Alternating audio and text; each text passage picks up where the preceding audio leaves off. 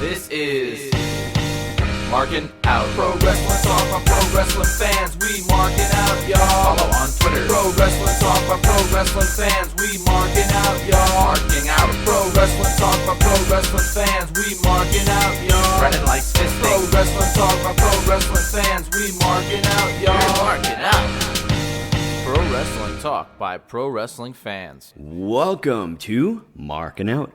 Pro Wrestling Talk by Pro Wrestling fans. This is episode 742. Thanks for listening. We appreciate you. Hey, check us out, markinout.com. Also, make sure that you are listening and subscribing and also downloading at that rate on all places such as Spotify, Apple Podcasts, Amazon Podcasts, and iHeartRadio. Give us a 5-star rating to go with that 5-star frog splash. Go buy a t-shirt at prowrestlingtees.com/Markin Out. Give us a like on Facebook. Give us a follow on Twitter at Markin Out, a follow on Instagram at Markin11, and a follow on TikTok at Markin Out. You can follow me, one of your hosts, Dave the Rave, on all social media platforms at DavidPTDPT. You can follow Chris at Chris Sweendog on Twitter and CMSweeney85 on Instagram. And also, I want to wish Chris a very, very happy birthday from Markin Out, Brandon as well. It is a few days after, but we celebrate him as we celebrate WrestleMania, which is really, really a great representation of Chris and what he means to the podcast. But that being said, also, go follow Brandon at BTTG161. And as you guessed, yes, I am here with him as well. Brandon, how are you? I'm doing awesome as always. How about yourself? I'm doing very good. I am, coming off of the WrestleMania high, It's kind of easy to come off of a WrestleMania high with all the stuff going on with The Rock right now. But we'll get into that. I guess. How was your week? It was long. It was exhausting. I need it to be next week already. I know. Brandon has to put in for some days off, but he's too Alex Riley. It's this wrestling. Was that Alex Riley or Darren Young? It's Darren Young. Darren Young. Alex Riley was underrated too. Yeah. But there was too much wrestling this week, so. What's funny? I feel like there was a lot of wrestling. But compared to when me, you, and Chris went to WrestleMania, I feel like there's less wrestling. It feels like there's more wrestling because it's 2 days WrestleMania now, but I feel like because of that, there's less wrestling, like indie-wise and stuff like that. Does that seem accurate? No. No? I don't know. I feel like I haven't seen... Even last year, I feel like I haven't seen that many promotions put out stuff for independents taking place. You would have all these extravagant wrestling matches at WrestleCon, Dragon Gate, Chikara, a lot of wrestling happened this week. A lot. Bloodsport, Joey Janela, Spring Break, Dragon Gate returned. I guess maybe I just wasn't aware of how much was really taking place. It just feels like it was less. Maybe, I don't know. Maybe it was just less. You just weren't paying attention. You didn't watch it. Were there big names announced for these events? Yes, and I sent you a bunch. Man. How was your week? It was great. Thanks. Well, before we move over to talk about WrestleMania, I wanted to make mention of Steve Mongo McMichael, who unfortunately passed away this week at the age of 67. He was diagnosed with ALS, and he's just been battling that for 4 years, so it's very, very unfortunate. But Mongo was a Super Bowl champion with the Chicago Bears. Some people say it's one of the best teams that the NFL ever produced. He was inducted to the Pro Football Hall of Fame in 2024. With the unveiling of his statue being from his bed with Ric Flair was there too, I believe. I think so. Right? I think Ric Flair was there too, yeah. I think wrestling fans would predominantly know him as a color commentator for WCW, where he'd bring his dog Pepe with him and dress him up in different outfits. I think he was quite the highlight of Nitro back then. After color commentary, he joined the Horsemen, and then he, I believe, got kicked out of the Horsemen and feuded with Double J, who was in the Horsemen, even though people say he wasn't in the Horsemen. And Mongo ended up becoming the United States champion off of that feud. Before WCW, he was on an episode of Monday Night Raw leading up to WrestleMania 11. He got into it with Kama. And then at WrestleMania 11, he appeared ringside with Lawrence Taylor for that main event match against Bam Bam Bigelow. And that was such a good... I actually watched that scuffle earlier, and that scuffle was really aggressive, but it was really different because they weren't really throwing too many punches at each other. They were just grappling and really trying to... kind of like a Yokozuna kind of a matchup, where they were just pushing each other and seeing who was going to give way and throw who is going to be thrown onto the ground. Yeah. I believe he also did stuff with TNA maybe one time or so. I'm not 100% sure. But I'm glad that he was around to see himself inducted into that Pro Football Hall of Fame. Yeah, very, very sad with his passing and everything. So our thoughts and condolences go out to all the family and friends of Steve McMichael. Yeah. So moving over to WWE talk now. Before WrestleMania started on Saturday, they announced the acquisition of AAA on the kickoff show with Dorian Roldan Pena. Maricela Pena was there.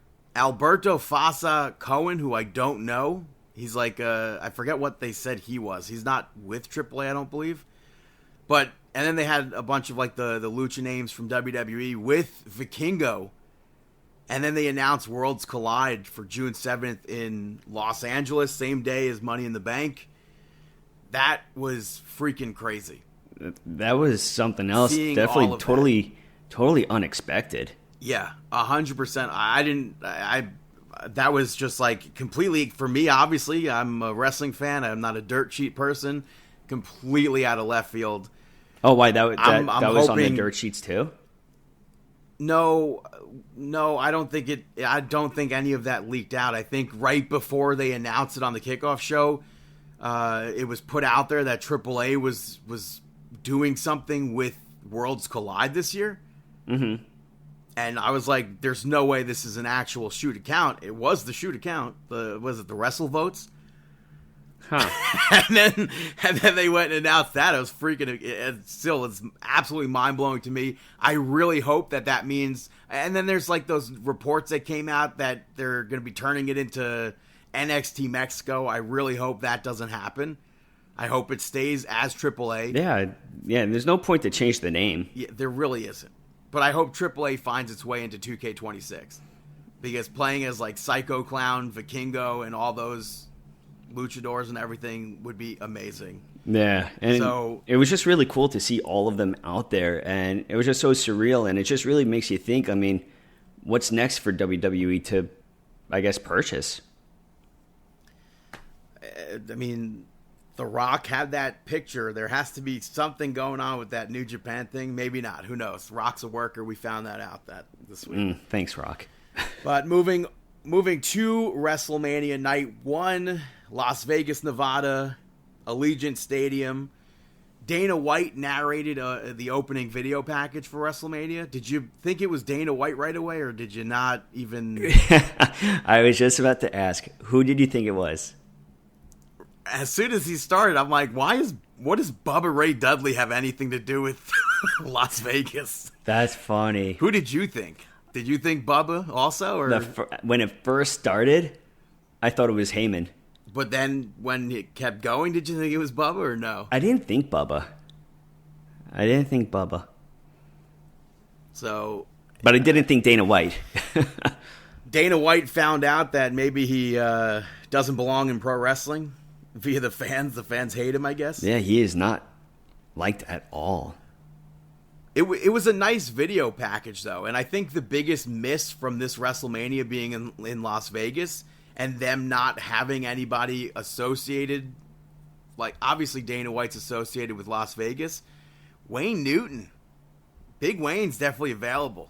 Well, I feel like that was a big miss not having Wayne Newton. I'm going to say that I did pop for Wayne Newton appearing, well, not Wayne, I think his name did. In the clips the video of him did. Yeah, the video of him with National Lampoons. They had all of those video clips appearing, and I popped for that. Yeah. But I think a live action, maybe, I'm sure Wayne Newton was probably performing, so. Yeah, workhorse.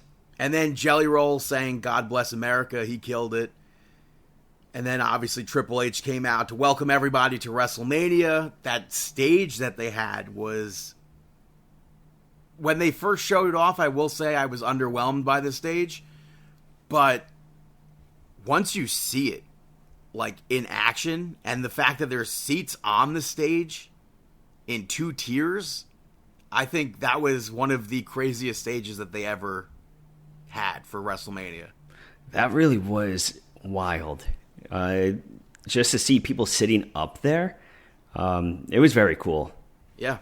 First match of WrestleMania saw Jey Uso, Bam Roasted to you, pick up the victory over Gunther to become the new World Heavyweight Champion.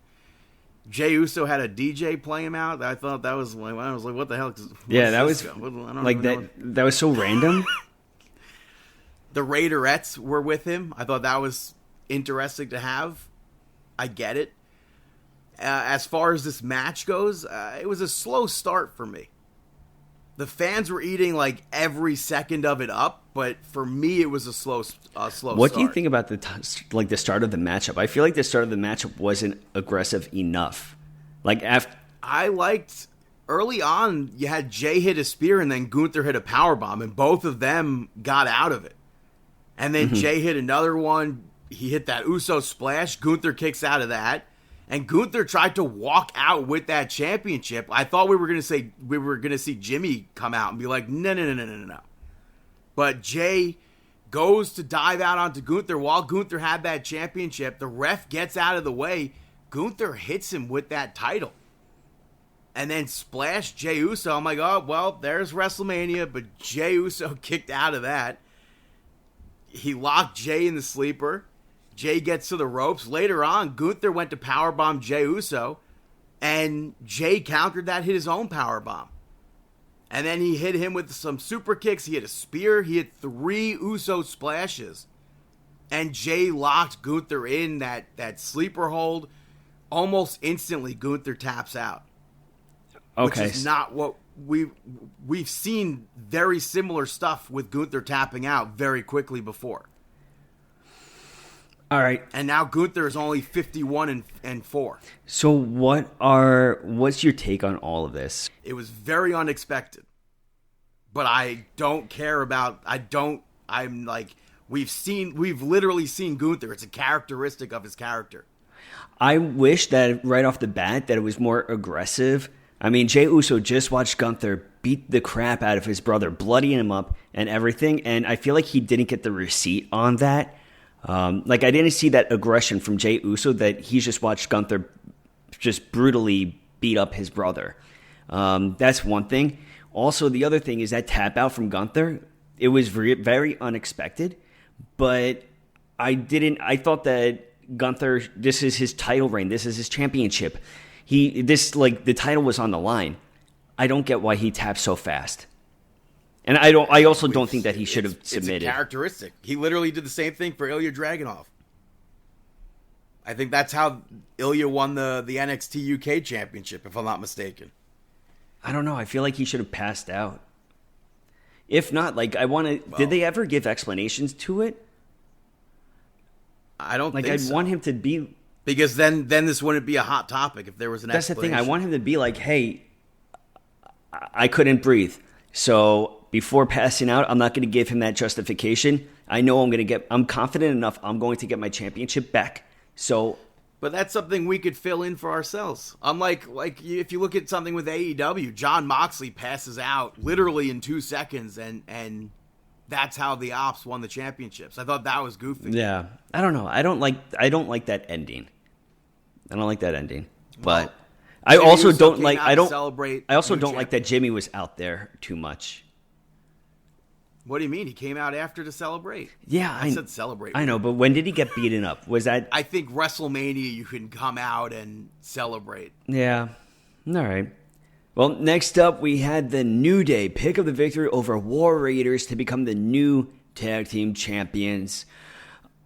This match was good. I mean, Yeah, it didn't the really. War Raiders controlled the beginning of the match. I hated that Ivar was still able to stay in the ring to help Eric make a pin at one point, because I feel like that should be illegal. I don't understand when referees allow wrestlers to Stay in the ring. put extra pressure. Yeah, Not even clear stay it. in the ring. He was putting pressure on it. Mm-hmm. I thought the match itself was fine. Some control by the referee for me was missing. Nothing crazy, though. But I liked Xavier Woods breaking up Ivar's pin after Ivar hit that moonsault. Woods hit that limit break elbow drop. And Kofi ends up holding onto Ivar's leg when Xavier Woods pinned him. I thought we were going to see New Day cheat and potentially have Big E get involved. I mean, to nothing. They did cheat. prevent that. No, but I thought we were going to see Big E come out and stop them from doing it. And I thought we were going to see War Raiders retain, but New Day's a legendary tag team. People overlook that all the time. So they are. I feel like for me to be really satisfied with War Raiders, I need to see them have domination. But there's a problem. I don't feel like there's any tag teams that are really dominant to go against them too that will make me think they are pure domination. Like, I want to see them as a feared tag team, not one that loses on speed. I really want to know if their gear was a nod to Giant Gonzalez or not. They said so on commentary. I'm curious to see if it is. Mm-hmm. After that, we saw Jade Cargill pick up the victory over Naomi. I was expecting a fight. We got a wrestling match. A lot of wrestling. I was expecting a fight. It had a lot of power moves from Jade Cargill, but we saw them, the build to this match was fighting. Yeah, I feel like it could have used a lot more. I'm not saying this match sucked. I enjoyed the match. You had Naomi hit that bulldog from the top rope, and then she followed it with that split-legged moonsault. Jade Cargill, though, that electric chair drop power bomb was amazing. Come on, I got it. That was cool. I mean, and you showed me that was done before from the turnbuckle. I think similar. Wasn't the same. Was not the same. Kevin Owens did that. Not the same though. She turned around to the power bomb. You know what? I gotta say that it means something. It must have been something damn good because you're impressed with something Jade did. You know, just saying, it must have been something really. Dude, you should put a pin in that then, because I spoke to you already. You weren't impressed, but yeah, get back to that. You had Jacob Fatu pick up the victory over LA Knight to become the new United States champion. Probably some would say this was one of the best matches of the night. Some would say. I mean, I think I would have. The match was not bad, but I think I would have enjoyed it more if they didn't do that match on SmackDown. True. What do you think about the crowd? The crowd was so behind Fatu versus LA Knight.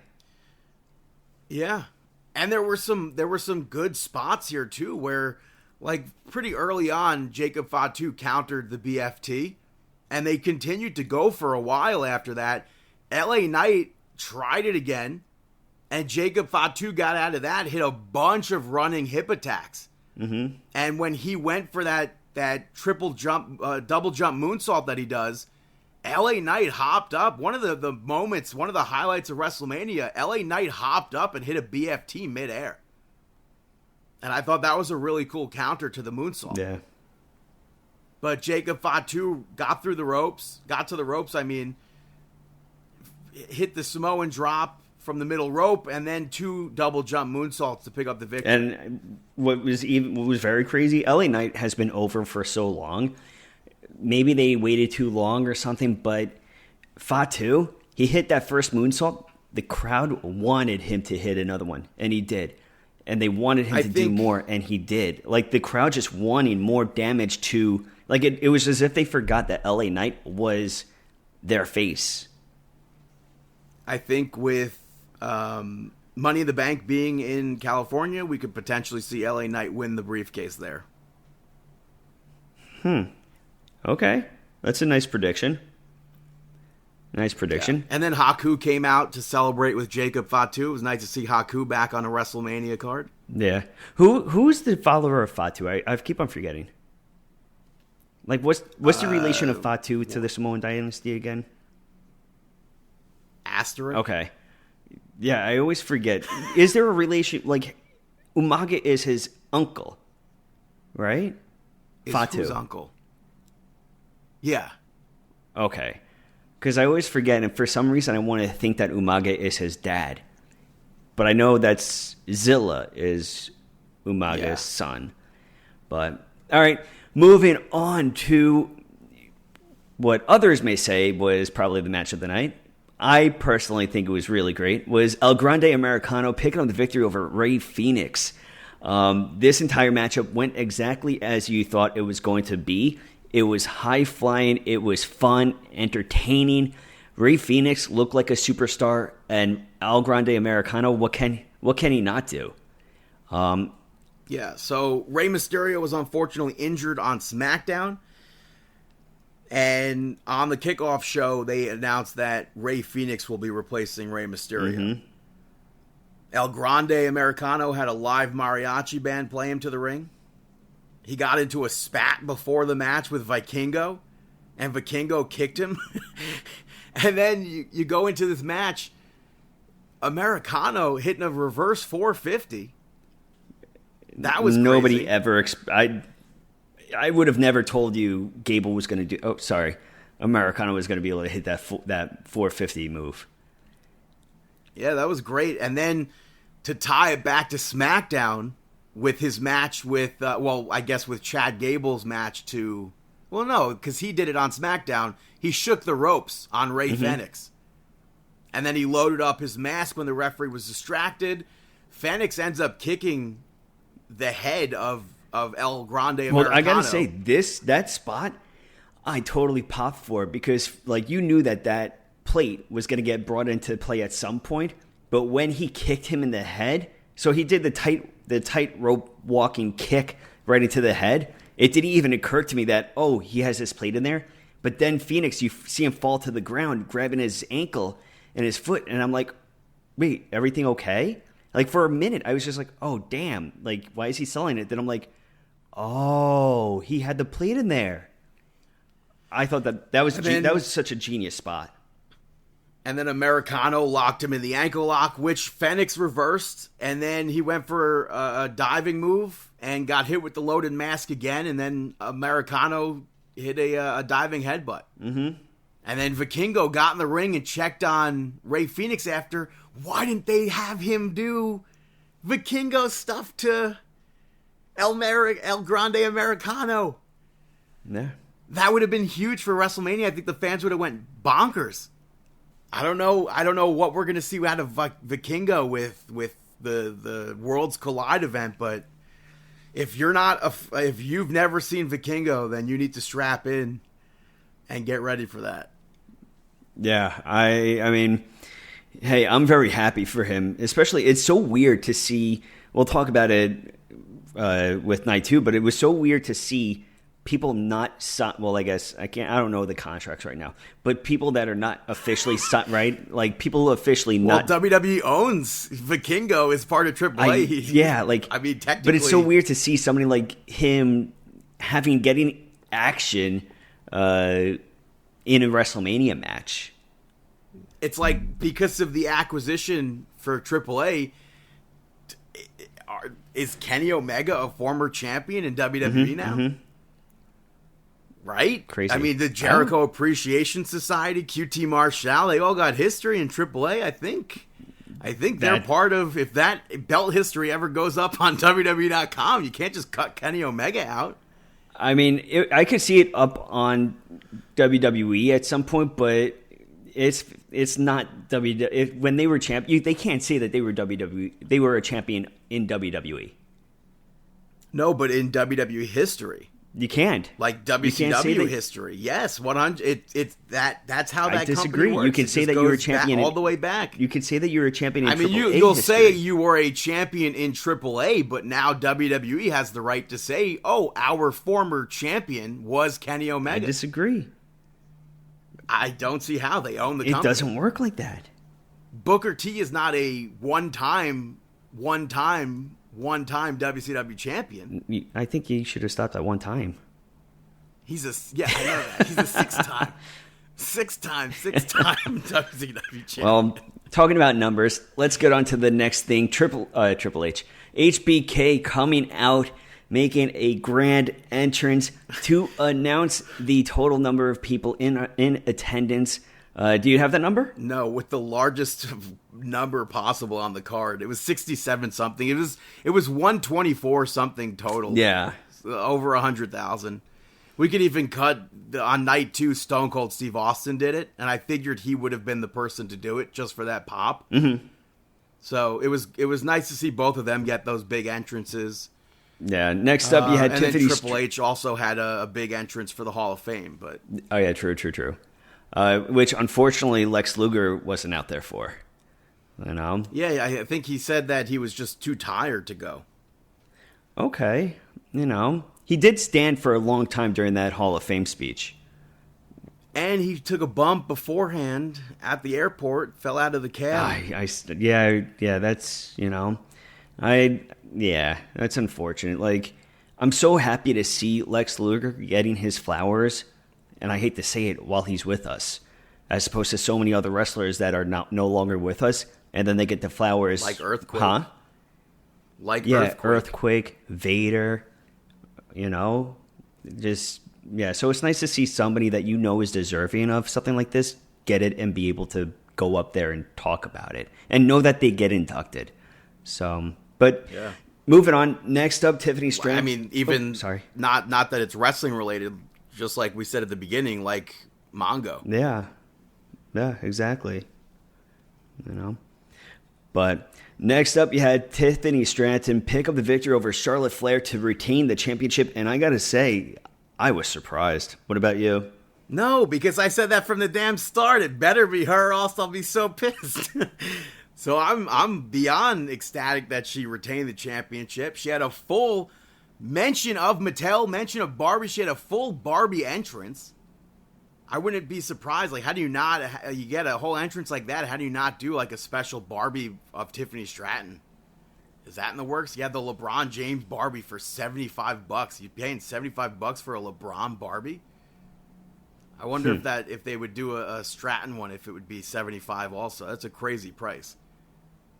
I don't know what Barbie dolls cost these days. I assume $20, but $75 for a Barbie. No, I think more. Last time I bought a Barbie, it was so expensive. Who'd you buy a Barbie for? Myself. Well, you had Tiffany Stratton, like we said. No, I was looking to buy a Barbie for someone, and just the prices, like, it's really insane. But I guess now Barbies are, like, they're not dolls that you would play with. They're more so collectibles now. I guess crazy. I mean, LeBron James I get, but $75 worth? I don't know about that. True. But Charlotte Flair, her entrance, she had the same entrance as LA Knight, just a different car. That was kind of disappointing. Yeah. Both of them had nice gear. I feel like it's kind of messed up that Charlotte was wearing pink when Tiffany Stratton is associated with pink, and she was also wearing pink. It did get, at points it was confusing. I did like Flair's gear, though. I will say that. And this match started exactly how I thought Naomi and Jade Cargill would start.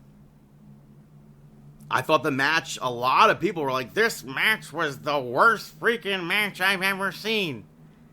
I'm a huge, most of the times I don't think Charlotte Flair is good in the ring. This was a pretty good match for me.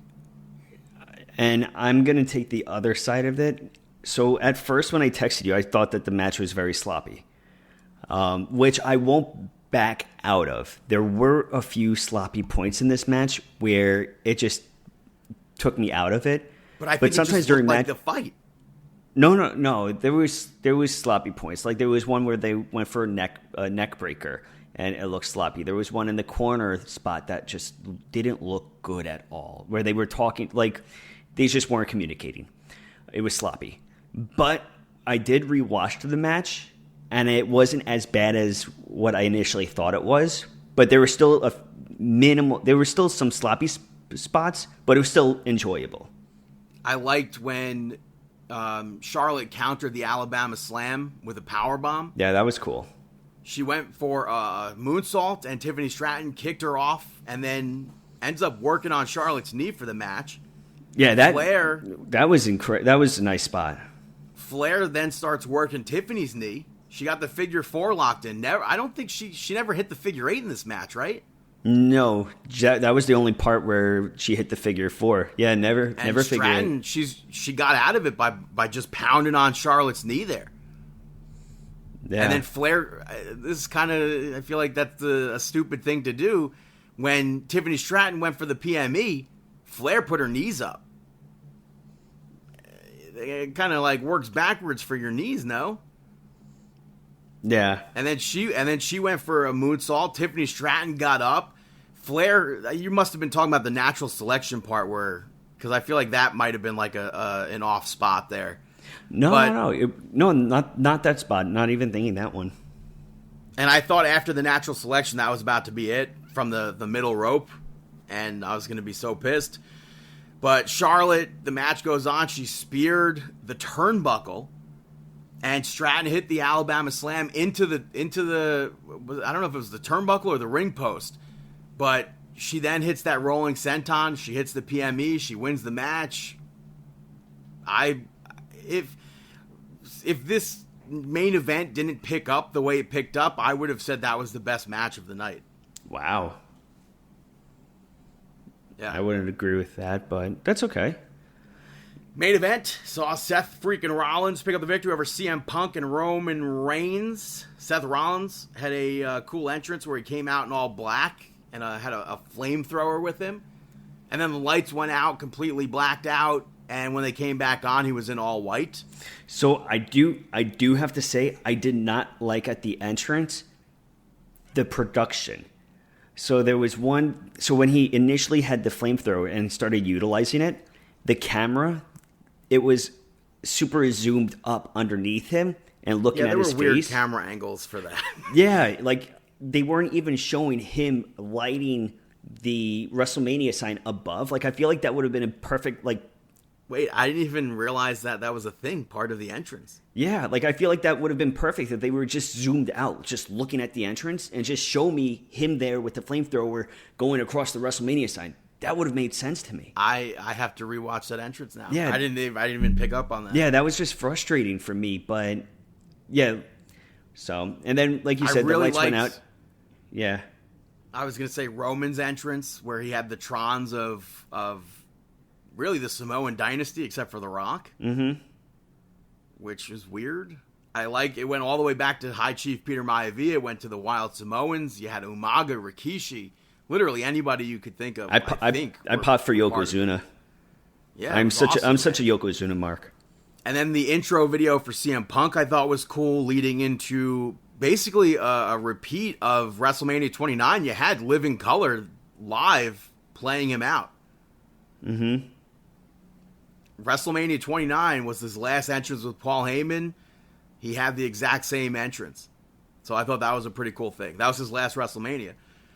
At the start of the match, CM Punk ducked out and eventually got back into the match. They eventually started to fight in the crowd. So I wasn't too into all of that at the start. But like I said, it picked up. That Doomsday Device with Roman Reigns and CM Punk I thought was a highlight of this match. That was a nice spot. I thought that was really cool. Seth Rollins countering the spear with a pedigree I thought was a very nice spot. That was Roman Reigns impressive. I I don't care if it was not pitch perfect. He even got his arms It hooked. was- I thought it was as good as it could be.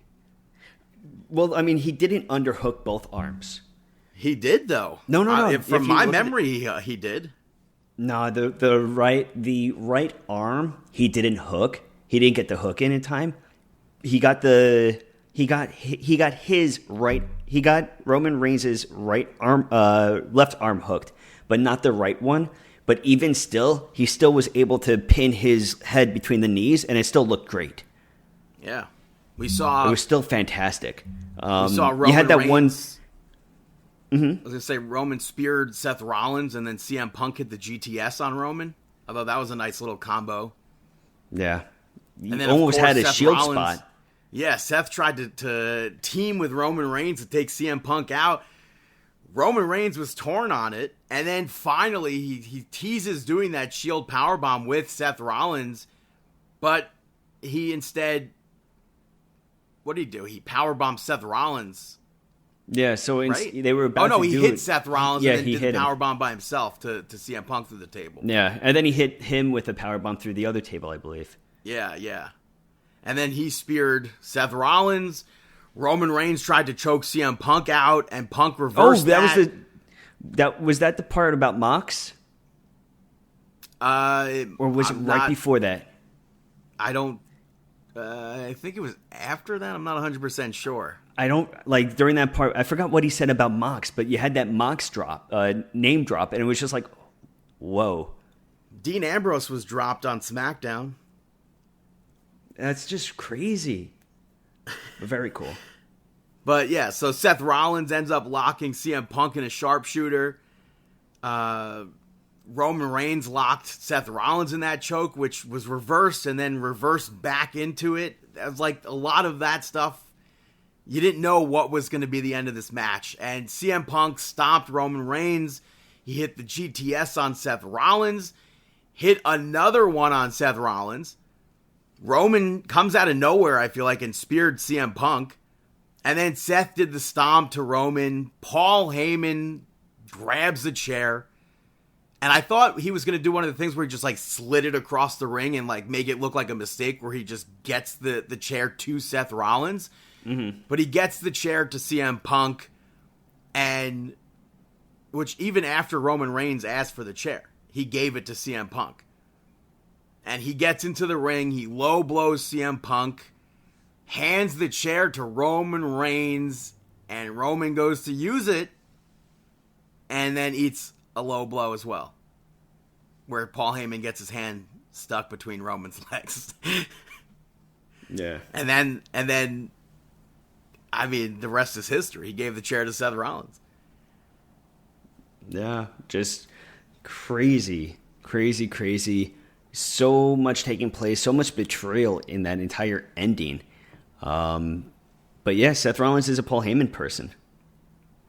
Yeah. But all right, let's move on to WrestleMania Night 2. Kicking off with Ava Max performing the Star Spangled Banner. Both of us are Ava Max fans, safe to say. So that was nice. I was, because they didn't announce Jelly Roll, they didn't announce Ava Max or anything, so you're just sitting there waiting to see who it's going to be. I'm like curious if that was pleasantly like I'm like curious if it's just because they didn't know who was going to do it until the last minute. Yeah, I don't know. And then, like Triple H, you had Stephanie McMahon come out and welcome everybody to WrestleMania. But the first freaking match, man. Tell me, after watching that first match, do you think it could have, obviously not with what happened with Seth Rollins, but do you think that could have been a main event somewhere? I think so. Why not? You had Io Sky pick up the victory over Rhea Ripley and Bianca Belair to retain the championship. This was, I mean, even from the very first thing that they did in that match, it opened with Rhea Ripley and Bianca Belair arguing with one another, and Io stopping them and hitting both of them. That's what they've worked into that storyline. Okay, so I thought that was actually a good spot because weeks and weeks and weeks we've seen her actually get taken that face, that palm face from the both of them, like week after week, and being ignored. So I like the part that they went to do it, and she blocked them, and then just gave Rhea Ripley the 5 fingers across the head, face, and then same with Belair. Yeah, and it was a pretty fast-paced match. That razor's edge from Rhea Ripley to Bianca Belair into Io I thought was nice. The Tower of Doom spot I thought was a nice spot because it was like what was it, like a backdrop suplex or something? Of sorts. I think so. Bianca Belair kicked out of a Riptide. You had Io reverse a Riptide and then almost eat one from the middle rope, and then she countered that. Rhea Ripley countered the over the moonsault with a kick right to Io's face. Io flew right into a KOD. That was a perfect sequence. It was. I liked Rhea Ripley holding on to the Poison Rana and doing an Alabama slam into the ring post. I thought that was a nice spot. But Bianca Belair at one point, she gets hit with the Riptide, and Io, during a pin, hits that over the moonsault and pinned Bianca Belair. I thought that this was a surprise, but a pleasant surprise. I think that it really justifies Io Sky in the position that she's in as champion. Yeah. Needed. Very much so. And I was very satisfied with that. I do wish it could have been the main event, but I understand everything they did with Paul Heyman. Yeah, you had to, But next up, you had Drew McIntyre pick up the victory over Damian Priest, who was played to the ring by, I believe it was the guitarist of Slayer in a Terry King, I think. Yeah, in a Sin City street fight. This match brought it. And it's really funny because when you have a match like this, it could definitely go either way. And especially having to follow Io, Bianca, and Rhea. I think that was a very hard match to follow, but they, like you said, man, I don't know, you didn't say the word killed it, but they killed it. They did. I thought that was great. I liked Drew McIntyre taking a selfie during it because it was such a big thing from last year's WrestleMania. And then, instantly posting it where it got, like 40,000 retweets right away or something like that. But yeah, Damian Priest threw a chair at Drew McIntyre, which commentary said he blocked it. I replay that spot in my head. It seemed like he just got hit in the head with the chair. Yeah, I think he got hit in the head with it. But he hits the Claymore anyway off of that chair spot. I liked when McIntyre went for another Claymore with a chair wrapped around Priest's neck, but Damian Priest caught him with the chokeslam, and then Drew McIntyre tried to put Damian Priest through a table off the middle rope with a white noise. Damian Priest got out of that and hit a razor's edge. And then, like we saw on SmackDown, we saw Drew McIntyre hit a Future Shock DDT to Damian Priest on the ring steps. I think that was like a few weeks ago or so. Mm-hmm. But when Damian Priest went for the old school, Drew McIntyre pushed him off the rope, the top rope, went flying off out onto the floor through 2 tables. And then that was an intense spot too. Yeah. And then McIntyre set Priest up in the corner with a chair. I don't know if you would count that as a Van Terminator Claymore or what. But I thought that was a great finish. Yeah, I agree with you. The finish was incredible. It was fun. I expected Priest to win, but I'm completely satisfied with this match. Agreed. I agree. I think that it was a lot of fun, and I think the next thing is to see is where does Drew McIntyre go next? Talking about next up you had Dominic Mysterio picking up the victory over Braun Breaker, Penta, Finn Balor to become the new Intercontinental Champion, and the crowd goes wild. Yeah, Dom was quite over at that WrestleMania. What a weird crowd. 3 months ago, this guy cannot even get a word out of his mouth. And now it's as if everybody was just like, you know what? We're not letting you get a word out of your mouth, but we appreciate you having fun with us. So we're on your side. And speaking of sides, you had the Judgment Day working together during this match for quite some time. Penta dove outside onto, I think, both of them. Braun Breaker did that running shoulder tackle that he did a few weeks ago on Monday Night Raw, but like totally came out of nowhere. Jump out of it. Yeah, he's a freak of nature. Penta had Finn Balor up for the half Nelson for the Penta driver, and then Braun Breaker hits a German suplex onto both of them. I thought that was a great spot. Mm-hmm. Carlito showed up to cheer on the Judgment Day, and then Dominic drop kicked Finn Balor. He tried a 619, and Finn Balor blocked it. Carlito, I like that. Like, I thought was funny. Yeah, he just caught it, and like the fear, like you knew Dom messed up, and then Finn Balor just totally unloaded on him, stomping and stomping and stomping, until I think Penta may have broken it up. I don't remember. Yeah, and then Carlito eventually pulled the top rope when I think it was a Braun Breaker went to spear Penta. Mm. And he pulled Penta off of a pin after a destroyer. He cleared off the commentary table, and Braun Breaker speared him through the commentary table off the other commentary table. So I thought that was a nice spot with Braun Breaker and Carlito. The freeze frame on Carlito's face once he realizes he's screwed up. Yeah. Again, is really funny. But Braun Breaker speared Penta. Dominic drop kicked Braun Breaker and hit the 619. And he went for the frog splash. Finn Balor crotched him. And Balor hit the coup de grace on Braun Breaker. But Dominic, very much so, people complained. I understand it. Same exact finish as the opening triple threat match. Dominic hit a frog splash onto Finn Balor to break up the pin and then pin him and win. I thought that this was a great finish. Dominic and Rey Mysterio are now added to the list of fathers and sons who have now held the Intercontinental Championship, joining Mr. Perfect and Curtis Axel, as well as, do you know the last one?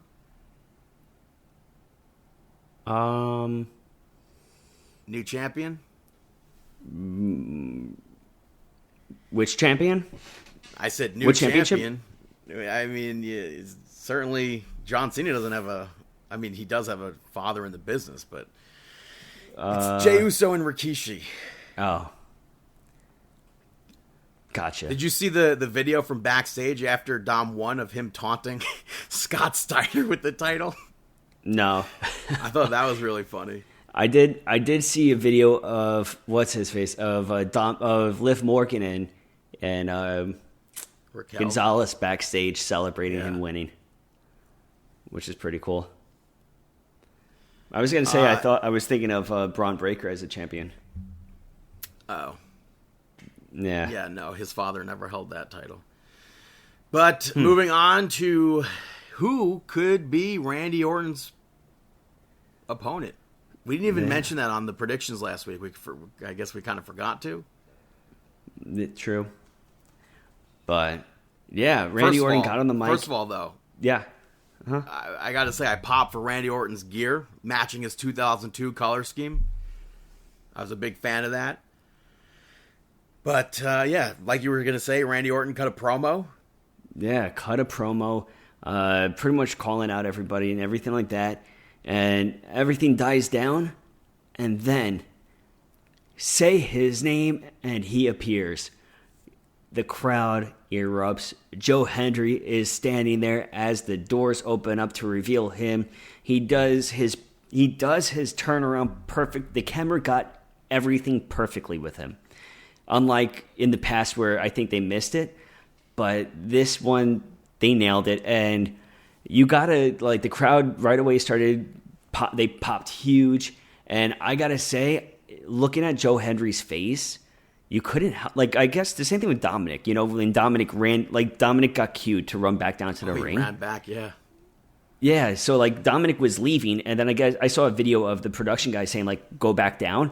And Dominic just running down to the ring and getting right up onto the turnbuckle and posing, and the crowd giving him his praise. I feel like the same thing with this. Like, you could see the happiness on the face, and Joe Hendry just taking it in and looking around and seeing everybody there. You just can't help but be happy for this guy.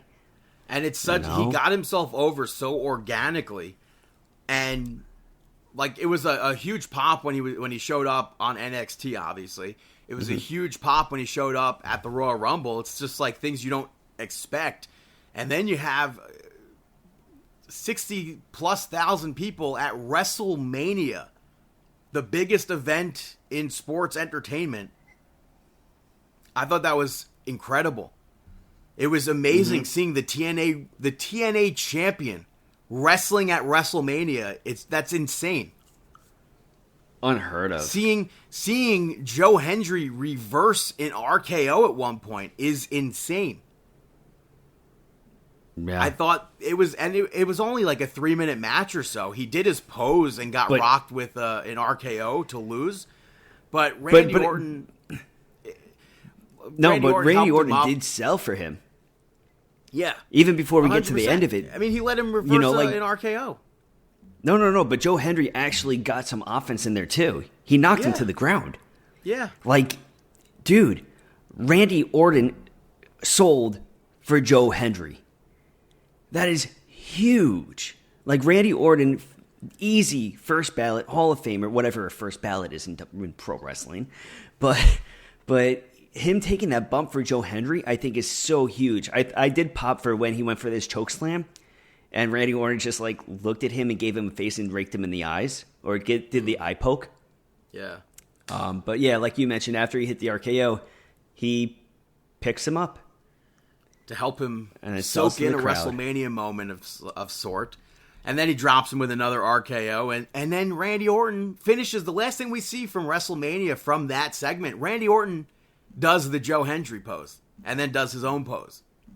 Well, people tried to say Joe Hendry here was buried. And I truly believe if you think that Joe Hendry, the TNA champion, being on WrestleMania, regardless of it being 3 minutes, was buried, then I think you are truly dumb. Yeah, then I don't. Not only do I think it was a great spotlight for Joe Hendry, he got merch out of it, and he got a Topps card out of it, and a giant pop, like we said already. Yeah, he got the huge pop out of it, and just and then even after he RKO'd him, Randy Orton gave him that double tap on the chest while Joe Hendry's just laying there. Yeah, there was nothing else. Perfect spot. If they were only giving them 3 minutes, they made the absolute most of that 3 minute. Exactly, especially for somebody that's not on the roster. That's huge. And plus, when you think about it, Joe Hendry, this was a huge moment for him, and I don't think any fan should say that he got squashed. Joe Hendry over after the fact. He should. The TNA champion was not buried at WrestleMania. No, not at all. Very much so the opposite of that. Not at all. He did not get squashed or anything like that. It wasn't a quick less than 1 minute RKO done. Right. He gave him his props, and Randy Orton taking his hand and raising it and then playing it to each side of the ring. How is that not putting somebody over? Yeah. After that, though, we saw Logan Paul pick up the victory over AJ Styles. This match was fun. But they fought outside the ring a lot for me. Mm-hmm. And I think overall the match was simple, but it was effective.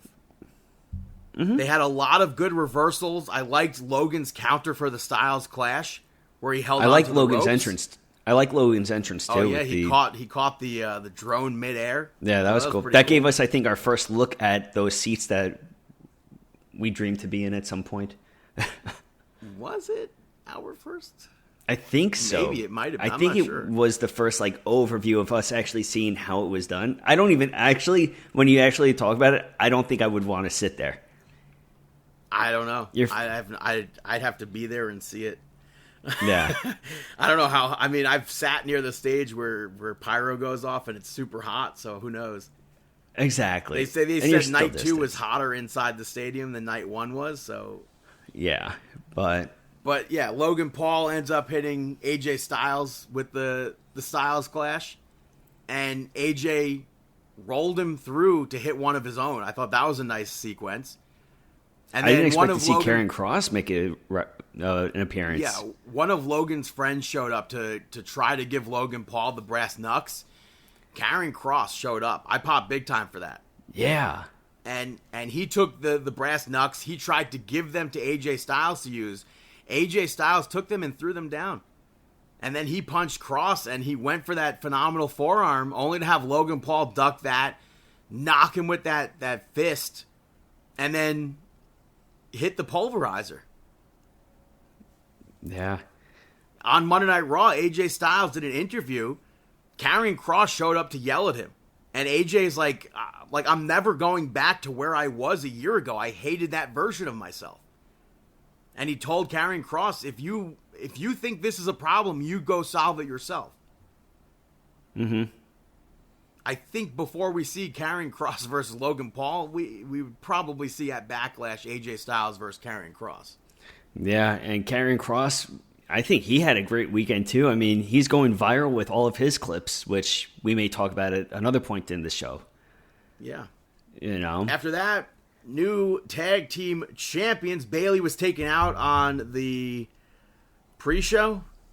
No, on SmackDown. And Lyra pre-show. was told, the pre-show of night one. And Lyra was told she had to go find a partner. It was Becky Lynch. Yeah, you predicted it on the podcast. I didn't think it was a smart idea because of Bayley being so over, and everybody was up in arms about Bayley being taken off of it. Before we talk about Becky Lynch and everything, I have to say, back in March, when I saw Olivia Rodrigo perform at Lollapalooza, she wore a red outfit, and as soon as I saw that outfit, I literally quote tweeted it, and I'm like, someone is wearing this at WrestleMania. 100%. And then it ended up that Liv Morgan was that person to wear it for WrestleMania. So I need people to know that I thought instantly that somebody on that WrestleMania card was going to wear that, and it was Liv Morgan. But as far as Becky Lynch goes, for me, I couldn't be happy to see Becky here. Because for me, it should have been Bayley. It makes sense. Becky's last match was against Liv Morgan, and Lyra and Becky are quote-unquote friends from Ireland or whatever. They say mentor. We know Lyra was a big fan of Bayley. We know Lyra was a big fan of Sasha Banks. It was disappointing to see that sort of situation unfold. I mean, dude, just face it. You were going to be disappointed if it wasn't Miko. So no matter what, whoever came out, if it wasn't Miko... It's fine that it wasn't Miko Satomura, but I'm torn on it because I just wish that it was Bayley. The match I thought was a good match. It was very short, but like I said, I just wish it was Bayley. Becky Lynch hit the manhandle slam to pick up the victory there, but for her to be replaced by by Becky at the last minute was a big letdown. And what's the difference between Becky Lynch sliding her way into a championship as compared to Charlotte Flair? You know, Becky Lynch did this again when she came back from her injury against Bianca Belair, where she pinned her in less than a minute, 30 seconds. Yeah, right.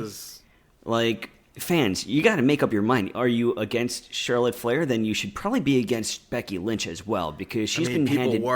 People were saying Becky Hogan, so it's not. Yeah, you should all be totally against Becky Lynch being provided everything. But the main event of WrestleMania saw John Cena pick up the victory over Cody Rhodes to become the new WWE champion. John Cena came out with the most basic Tron of all black. I thought that was pretty good to go with this new era of John Cena. Cody Rhodes had motocross or something. I didn't get that at all. I didn't get that either. Why? At all. But I guess I can see where motocross stands in with Vegas. Maybe. Can you?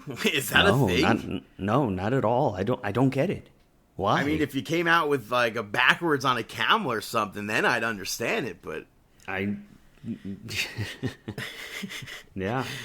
But as far as the match goes, crowd was absolutely electric. From start to finish, you had John Cena set the 5-knuckle shuffle up twice, and Cody reversed it. My feed froze, so I don't think he hit it at all. I think he just set it up twice. Mm-hmm. But John Cena hits the attitude adjustment, which Cody Rhodes kicked out of. He then did another 5-knuckle shuffle and actually did hit it. And he went for another attitude adjustment only for Cody to reverse that. He then went for one from the middle rope. And John Cena hit, a third one. He locked Cody Rhodes in that STFU. I think for the longest time they've been saying STF. Michael Cole on commentary at WrestleMania, he added the U back. I don't think that's been there. I'm not 100% sure. Yeah, I don't remember the last time they did that. But Cody Rhodes eventually got out of that. The referee gets knocked down. Cody hit the crossroads. John Cena takes the turnbuckle pad off, threw Cody into it. He hit a 4th attitude adjustment. Cody kicks out of that, and then Travis Scott showed up. It looked very weak, scrawny, and Cody hits him with the crossroads. Travis Scott, I get it. I 100% get all of his involvement. Cena, as soon as he comes out, you're thinking, oh, The Rock's coming out. It's going to all make sense. Cena tried to use the title on Cody. Cody stopped it. And when he came to that power struggle, do I use it or do I not? He threw the title down. And John Cena low blowed him. And then he used the title and won the match. He did exactly what he said he was going to do. There was no Rock. For me, the ending was flat. I think, like I said, it makes sense due to what John Cena has been saying. It makes sense, that internal struggle where Cody Rhodes, he's been telling Cody, you need to cheat or else you're not gonna win that championship. So I understand that. I'm happy that John Cena is able to make WWE history. They're calling it his 17th reign as champion. They retroactively, as soon as this match was over, they went back and deleted Cody Rhodes' Universal Championship reign. And that no longer counts as Cody. Cody's no longer a 2-time champion. John Cena's not an 18-time champion. Literally, April 21st, he was a 2-time champion. April 22nd, he was erased from the record books. So for me, I'm not a fan of how this match played out. I think that having Travis Scott out, the Travis Scott going out there, I thought was awful. All of that made sense, though, if The Rock was going to be there. Exactly, but he wasn't. And then The Rock, the only thing people could talk about, The Rock wasn't there. Why was The Rock not there? They sold shirts with his name on it. Finally, The Rock has come back to Vegas. The Rock went on Pat McAfee's show on Tuesday, and literally, kayfabe is we did this. I was never penciled in for WrestleMania. I was never supposed to do any of this. He wanted all the focus to be on Cody and John Cena's record-breaking win. I think that's absolute garbage. They had an emoji on Twitter for The Rock. I thought that, so I didn't like Travis Scott walking down to the ring, taking his time. I think that once he got into the ring with Cody, Cody should have punched him right in the head. Last time we saw Travis Scott was when he gave him a black eye. Yeah. He should have given him the receipt right there. 100%. He should have. Okay, he gave him a crossroads, whatever. He should have clocked him. But The Rock is literally, The Rock is the main reason why this storyline took place. For him to say that he wanted the focus to be on that and not him, it just makes zero sense. He was the major catalyst. He needed to be there. That was the dumbest thing. Yeah. And the fact that he went out there and responded to Dave LaGreca, pretty much saying that this is all a work, and saying how Cody's in on it, Brian, Gerwitz, and stuff like that, and everything like that. It's like, what the hell's going on?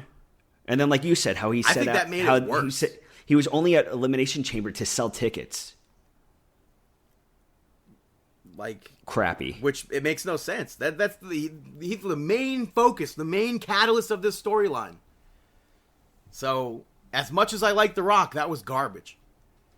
Crappy. Him not being there made zero sense. But you move over to Monday Night Raw. John Cena opens up the show. he said that winners write history and the fans are not worthy of him, basically. They mean nothing to him. There's nobody like him in WWE. And then Randy Orton showed up from behind and rocked him with an RKO out of nowhere. Big setup for Backlash in Randy Orton's hometown. So we'll talk more about that when it gets closer to Backlash, or even next week, I'm sure. Yeah. You had the Judgment Day pick up the victory over Becky Lynch and Lyra Valkyrie to become the new tag team champions. Chemical X was ringside for this, so I like that they had that to even put over for NXT. And I like this match more than I liked the match at WrestleMania. The assisted springboard crossbody from Lyra and Raquel by mistake was to Liv Morgan, I thought was nice. Mm-hmm. Raquel powerbombed Lyra off the middle rope. Liv Morgan hit the Oblivion to pick up the win after Lyra was distracted with Raquel. But even before and that, Becky. And with that, I like the fact that she didn't hit the Oblivion at first, that it got prevented. But then when she hit the Oblivion the second time around for the win, I feel like the pace after the first miss, I feel like the pace just was perfectly paced leading into the Oblivion, right? Yeah. And then Becky helped Lyra up afterwards and attacked her. She had 3 manhandle slams. Yeah. So I assume Backlash will see that match. Yeah, then later on, I guess we're going to find out if she's a Paul Heyman person. Yeah, that's true. You know, we're going to find out if Becky is a Paul Heyman person, but yeah. And later on, the Judgment Day all celebrated together with Dom, and obviously them as tag team champions. Finn Balor looked like he wasn't going to do anything with Dom. He was looking pissed off, and then he's like, what happens in Vegas stays in Vegas, and they shared a hug. But I believe he still looked at the title, so. He did. Yeah, he did look at the title after, but I'm curious to see where this plays on because, like, we think that the end is coming to Judgment Day, but we'll see what happens. Hope not. Yeah. We had the New Day come out and celebrate their title win. They wanted people to cheer for them. Kofi Kingston said that there's no tag team in WWE that's better than them. So I'm thinking who could be coming out. Surprise of a tag team, perhaps. And then it was Alpha Academy, which Maxine cut one hell of a promo. Good on her for that. I like that. Yeah. Maxine was great on the mic. Yeah.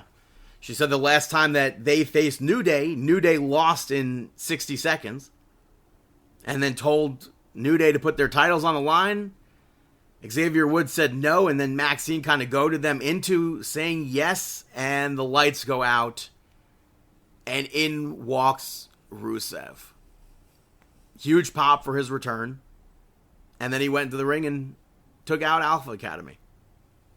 Yeah, I mean, the crowd was very over with him, and he looked strong. I mean, he placed that finisher on on Otis. So that return though screams we have nothing for you. So I hope that's not the case. Why feel would like a single star return during a tag team segment? Where else are you going to put him though? That's the thing. That's on, or at least them for that to pick it up. I don't know. True. I'm okay with him being slated into that area just to put him on TV right now. I'm okay with it. We'll see what happens on Monday Night Raw next week though. You know. We had Io Sky come out and basically say WrestleMania was the best night of her life. And she's the best. And she said Bianca Belair and Rhea Ripley tried to forget her, but the fans won't forget her. And then, to a huge freaking pop, Stephanie Vicor showed up and introduced herself, which reminded me of WrestleMania 30 with Paige and AJ Lee the night after. Mm-hmm.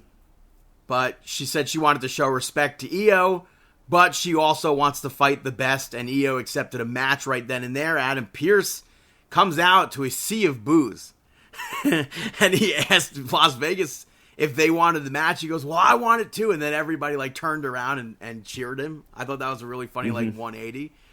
But they went on to have that incredible match. Io and Stephanie Vicor ends in a no contest. But before all that ending happened, the fans ate this up. This was an incredible match, like I said. And they had a lot of time.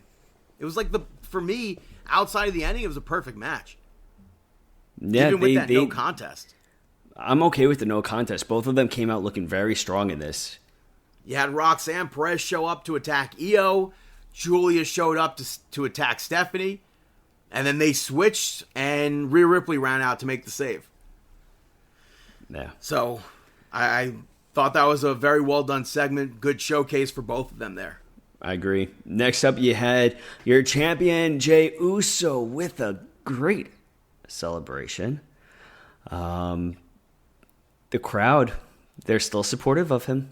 Yeah, they ran back the entrance again. Mm-hmm. And he basically said he gave it all, beat Gunther. Sami Zayn showed up and hugged him, and he hyped Jey Uso up, and he said that he deserves everything. Part of me thought we were going to see Sami Zayn maybe attack Jey there. But Sami got off the turnbuckle. I know, me too. And he hugged him, and Jimmy came out to celebrate. The three of them just celebrated. I feel like we could still potentially see a match with Sami and Jey. I agree with you. I think that Sami Zayn is, I mean, like you said, that I feel like everything is so precise that shot and his reaction of him standing behind him, I mean, I could definitely see it happening. And then Gunther came out to yell at Michael Cole. Pat McAfee stood up for Gunther, for Michael Cole, and Gunther pushed him, and he locked Michael Cole in a sleeper, which McAfee broke up. Officials ran down, and Gunther locked Pat McAfee in the sleeper. And then McAfee guys tried to jump, they jumped the barricade, tried to get involved. The security held them back. And then Joe Tessitore took over for commentary. I don't know, I can't see that leading to Gunther and Pat McAfee having a match, but... I mean, anything's possible. We could. They did that when Madden was a commentator for WWE, and Brock Lesnar attacked him, took him out, and then it was like never spoken about again. He became the maximum male model. I don't think it was ever mentioned again. I don't know. We could definitely. I think that we could see McAfee do something, maybe, but his face was totally turning. He claims that he passed out. I'm gonna say during no. that. Huh? I said I'm gonna say no. Yeah, I don't think he actually passed out either, but that's what he's claiming. It's possible, but it's a work. Maybe he learned from The Rock. Yeah, it's a work. The main event saw Dominic Mysterio pick up the victory over Penta to retain the Intercontinental Championship. This was a good match. Agreed. Finn Balor spoke to Dominic at one point, and Penta hit a Hurricane Rana off the apron, but Balor landed into Dom. So I thought maybe that was going to be like the huge catalyst causing Dominic to lose the championship there. But JD McDonough made his big return, and he pushed Penta from the top rope. Dominic hit the 619. He hit the frog splash. He won the match. Raquel and Liv Morgan came out, and they all celebrated. But Finn Balor didn't seem thrilled. I mean, at the very end, he put on a little smile, but how long is that smile going to last? It might last until he paints his face like the Demon. Oh. And then to close out Monday Night Raw, you had Seth Rollins and Paul Heyman, and he spoke about winning at WrestleMania. CM Punk interrupted, and they brawled. Punk got his hands on Paul Heyman, and Seth Rollins gouged out CM Punk's eyes, hit him with the stomp. And Paul Heyman declared Seth Rollins the #1 top star. And it looked like Monday Night Raw was over and going off the air. And you had Roman Reigns come out. He tossed Seth Rollins. Seth Rollins ends up tossing CM Punk out. And Roman Reigns speared Seth Rollins. Roman rocked Paul with a Superman punch. He set up for a spear, and then Braun Breaker, out of nowhere, speared Roman Reigns. He speared CM Punk. And he speared Roman again. Through the barricade that time. And then CM Punk, Seth Rollins stomped CM Punk and Roman Reigns again. It looks like we have a new dangerous alliance. Yeah, incredible ending. Incredible. And ending. I think this will be the faction that sticks. We've had Paul factions in the past that went literally nowhere. Mm-hmm. I think this will be the one that sticks. People are comparing it like, oh my God, Evolution is back. In what world? Evolution? In what freaking world? I totally forgot when Paul Heyman was going up and down the coast of the East. Yeah. I can barely facing off remember against Sting, Ricky Steamboat, the Von Erichs. Jeez. Crazy. I don't know how. And then they're like, oh, AEW did this to Don Callis family. They also did the same thing, by the way, with that Pat McAfee and Gunther thing. FTR did this. AEW invented attacking commentators. Go figure. I would have never thought. But that's Monday Night Raw, moving back in time to NXT Stand and Deliver. You opened with Chemical X on the kickoff show, picking up the victory over Metaphor, Roxanne Perez, and Cora Jade, and Fatal Influence to become the number one contenders. Shotzi was back for just this match to be with them. But they had a lot of tags throughout this match. I thought through all the teams, I thought this was a good tag team match. Yeah, it was very well put together. Even though it was chaotic at times and the referee yelled at them, they sent them to their own corners. They did that brawl spot. In that spot, I forgot who was legal. Mm-hmm. But I think each team at one point did dives to the outside. Jakara did a dive over the referee. Jasmine Nix got involved, but Roxanne Perez ends up eliminating Metaphor. That was my pick to win the match. I thought Roxanne would have been the first out. And it turned out that she took out Metaphor, and then Cora Jade essentially lost because Roxanne walked out on her. Yeah, and it came down to the final two teams. I thought Fatal Influence and Chemical X, I thought they did a phenomenal job at the last two teams. Yeah, they definitely brought it. You had Ricky Saints pick up the victory over Ethan Page to retain the North American Championship. This was one of those matches where they went outside the ring too much for me. Mm-hmm. Outside of that, I thought it was fine. Yeah, I did pop for stuff that Ethan Page did at WrestleMania with his action figure and everything. The tour of the store was funny. Yeah. Mm-hmm. But yeah, so Ricky, he hit the springboard tornado DDT as a running counter. I thought that was a cool thing. The code breaker from Ethan Page to counter the spear I thought was nice, but Saints eventually hit the spear and followed it with the Rochambeau to retain the championship. Yeah. Next up, you had Hank and Tank pick up the victory over Fraxium to become the new champions. Fraxium, it was only a matter of time until they lost.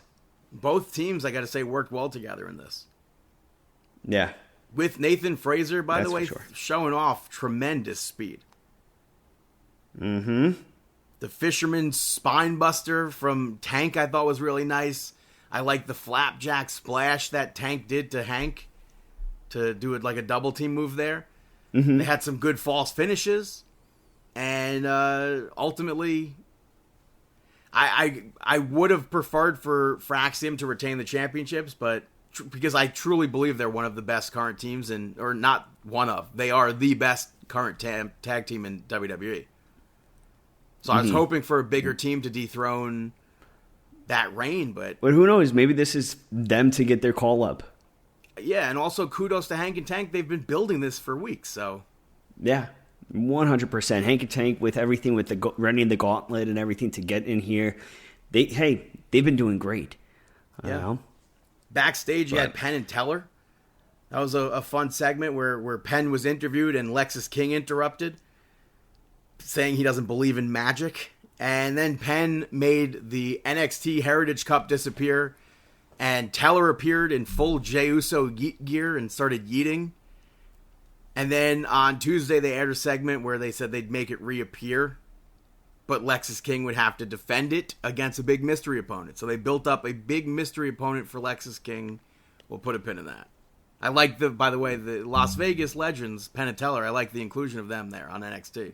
Oh, yeah, they total legends of Vegas, and Just like what you mentioned before about Wayne Newton, it was good to see some inclusion of somebody Vegas-wise, especially Stand and Deliver being in Vegas. Yeah. Next up, you had Sol Ruca pick up the victory over Thea Hale, Zarya, Kalani Jordan, Lola Vice, and Izzy Dame to become the new North American champion in a ladder match. And I don't know where to begin with the spots that were taking place during this match. Sol Ruca, incredible. Yeah, I think this was exactly what you'd hope for a ladder match with these competitors in there. Mm-hmm. I liked Lola hitting the ladder and she missed the back fist. So that like damages her hand instead of Sol Ruca. Mm-hmm. Izzy hit a sky high off the ladder to Sol Ruca at one point. I thought that was nice. The Culling made their way out, and Zarya lifted the ladder up, which had Thea Hale on it. She falls out onto the Culling to take them out. Sol Ruca and Zarya, working as a tag team, eventually came down to both of them on top of the ladder. And they were very hesitant to do anything up there. Eventually they throw hands. Sol Ruca skinned the cat on the ladder. I don't know if I've ever seen that before. First time I ever saw it, to my recollection. That was very impressive. She hit a bunch of soul snatchers. She picked up the victory there to win that title. I thought that was great.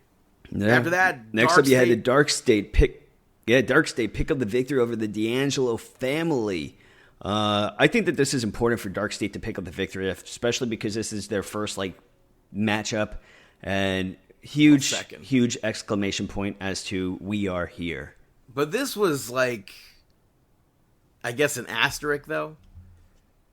Mm-hmm. So, because, we could just cut to the end, I guess. They did a lot of impressive stuff in the match. You had at one point even, they had Adriana Rizzo went to the top rope and hit a high fly flow. I thought that was pretty cool. Mm-hmm. But Tony spent the whole match looking like he wanted nothing to do with this. And eventually he gets tagged in, stands with the D'Angelo family. They all brawl. And Stax eventually takes out a crowbar. Tony's like, we're not doing this. I told you, this is not what we're doing. And Stax... Very Cody Rose-ish. We're getting a repeat. Stax got sent into the referee. Not into the referee, into Tony. And it looked like that was going to be the end of the match. Tony came back to help Stax. And then Stax ended up using the crowbar to take Saquon Sugars out, and they teased Stax attacking Tony with the crowbar, but he gave the crowbar to the referee and then kicked Tony below the belt, and that was the end of the D'Angelo family, perhaps. Yeah, Tony, come on. Didn't you learn anything from watching Cody? I feel like didn't you learn anything from watching yourself? That too. I feel like it was very Tony D'Angelo to not get it, man. Yeah, I feel like they're better heels. Yeah. You know? Well, who on NXT, Stax ends up in the middle of the desert with Luca, and Luca questioned Stax about what he did, and he told him that he needs to make things right, and Stax was like, stop talking. And he asked Luca if he knows why he invited him out there, and then the camera cuts. Yeah, he took him out to the desert, kind of like the movie Casino, if anybody knows what happens out in the desert. But I hope that doesn't end with, the end of the D'Angelo family. I kind of feel like somebody's going to... I feel like it's, out in the desert of the Vegas. Come on. And then later on, they cut to Tony in a hotel room talking to Adriana Rizzo. And she asked how Luca was, and they were like, they both realized neither of them had seen him or heard from him. Yeah. He's sleeping with the fishes. Tony was like, it'll have to come to blows between them and Stax and Rizzo. And I don't know. I think she thinks she could talk sense into Stax, but Tony said he doesn't know if Stax is willing to do that. And she can't go home. She's in danger. I'm glad of this because Stax to me is definitely a heel. I just view him as a heel. I view Tony as a heel too. But Stax, I don't 100%. want the last time we saw a member of the D'Angelo family get killed off, they ended up on the outside of WWE. In the ether of ROH now, I believe. Hey, anything happens in Vegas. So I don't want Luca Crucifino to be like not in WWE anymore. So I guess we're going to have to find out. But next up, you had Stephanie Vaquer pick up the victory over Julia, Jordan Grace, and Jada Parker to retain the championship. Nice matchup. Entertaining and fun. Yeah.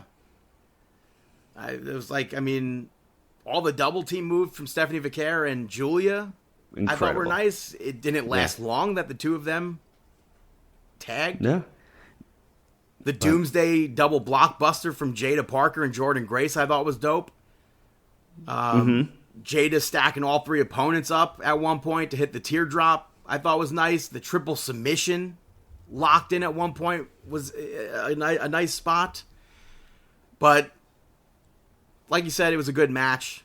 Stephanie Vaquer kept trying to do that devil's kiss and it kept getting broken up. And then eventually she hit it on all three of them. And Booker T went freaking nuts. And then she eventually hit the SVB on Jada Parker to win the match. Yeah, and everybody wanted to give Charlotte Flair a lot of crap for doing it, even though she's been doing it for years, Charlotte Flair. Yeah. But next up, Oba Femi picked the victor over Trick Williams and Javon Evans to retain the championship. Very happy about this ending. Very happy to see Oba Femi's reign continue.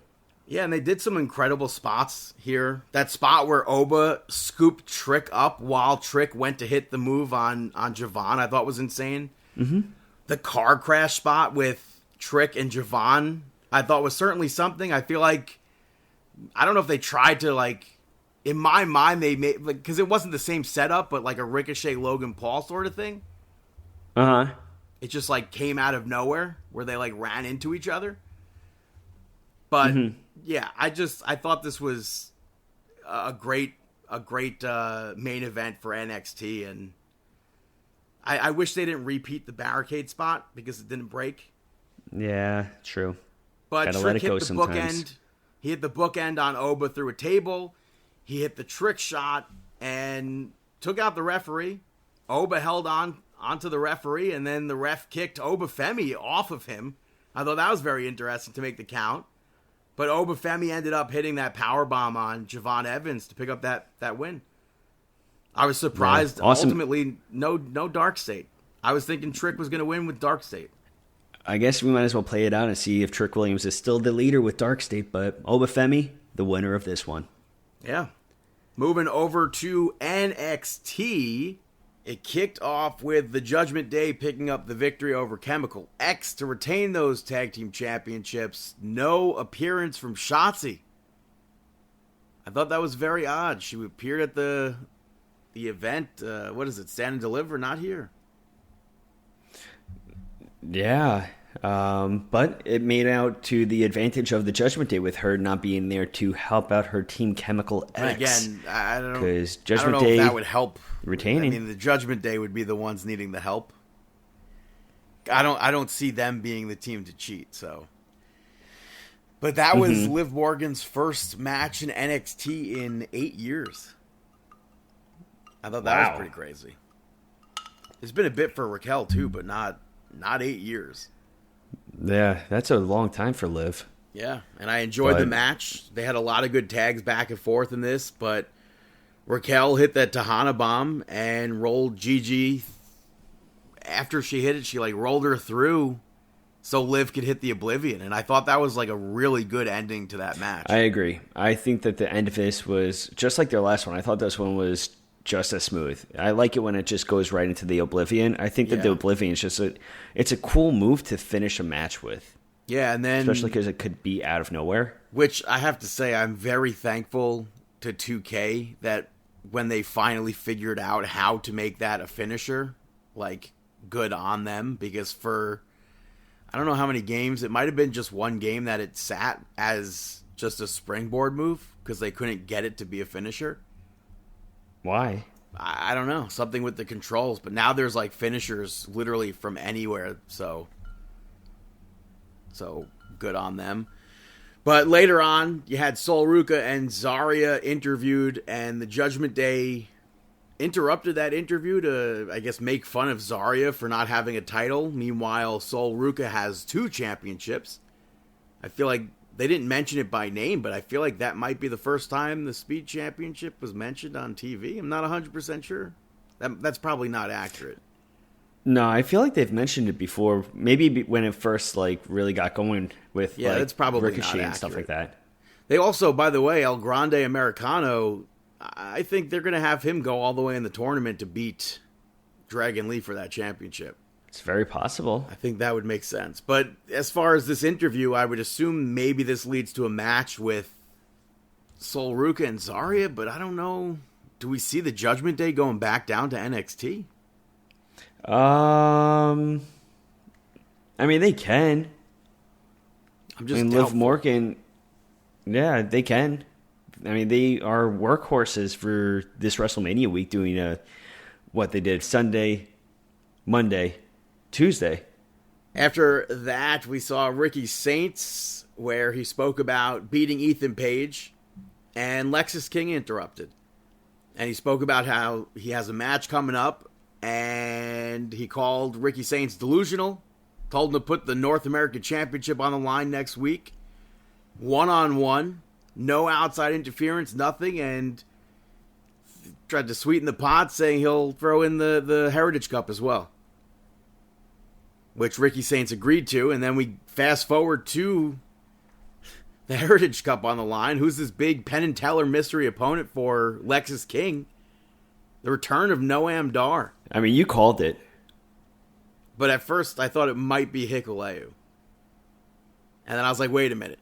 Noam Dar has been out for over a year. It makes way more sense. We've seen those. Well, I mean, I've seen at least on Twitter, his videos that he's been posting where it's like he's ready now. And he has history with the Heritage Cup. So I figured that was going to be the case. And Noam Dar looked great in the match.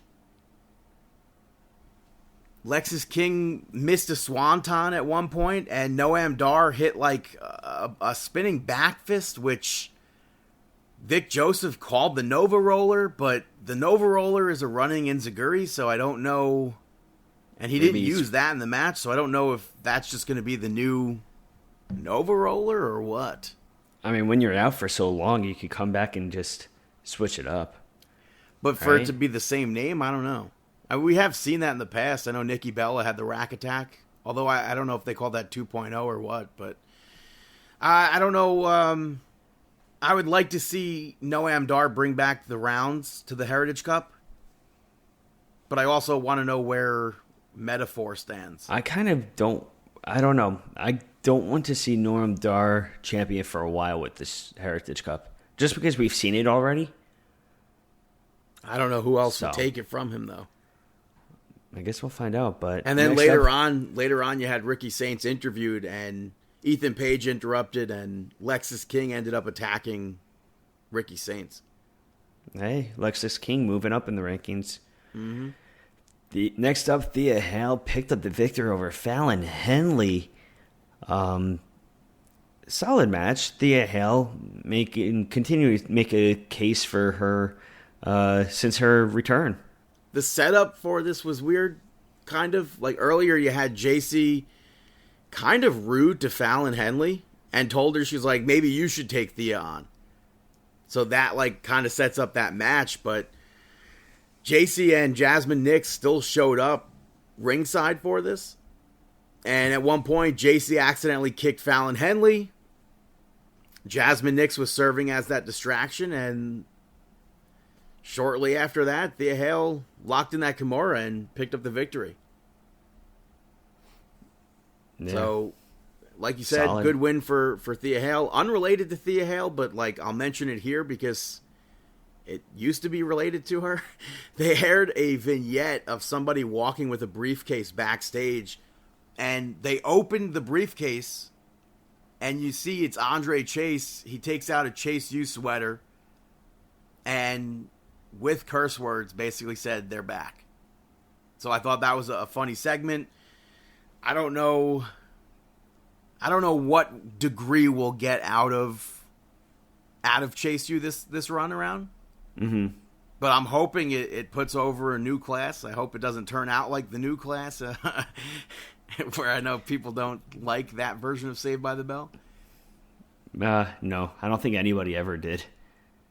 It had its moments. Here Here and not there. too much. Let's hope that Chase U doesn't turn out like that. You had Obafemi. Obafemi spoke about his match at Stand and Deliver, and he put Javon Evans over and basically said he was wrong about Javon, and basically said that he has no love for Trick Williams. And then Trick Williams showed up and said that he wants the title back one-on-one, and instead of, I don't know what I thought was going to happen here. I thought something was going to happen, but I didn't know what. Joe Hendry showed up. And he said that Trick Williams...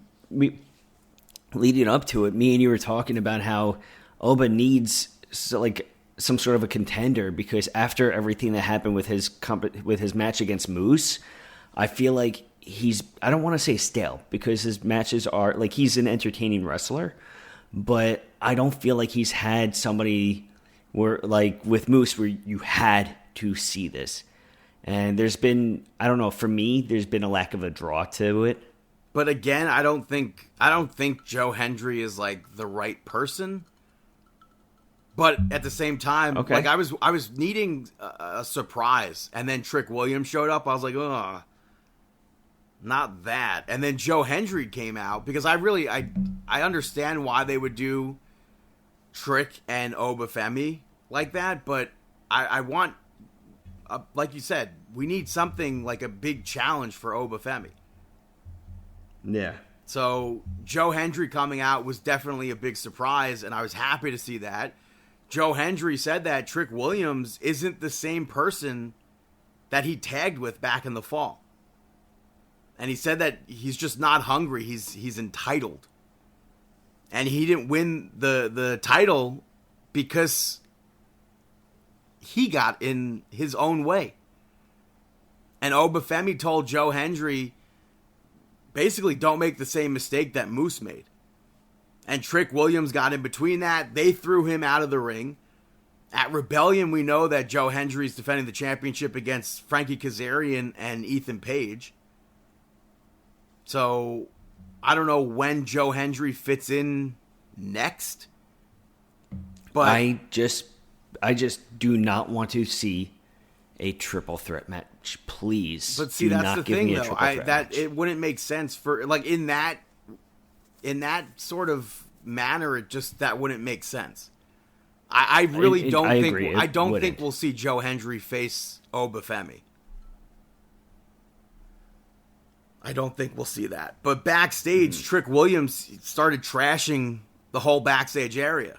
And Ava yelled at him. The feed was cut off from us seeing anything. I don't know where that's going to lead to. That, again, can still potentially lead to Trick Williams being a leader of Dark State, but who knows? Yeah, I still wouldn't rule him out there.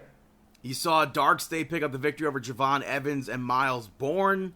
Earlier in the night, Miles Bourne spoke with Ren Sinclair about Charlie Dempsey and Tavion Heights both partaking in Bloodsport. And Miles Bourne basically said that he wasn't invited to partake.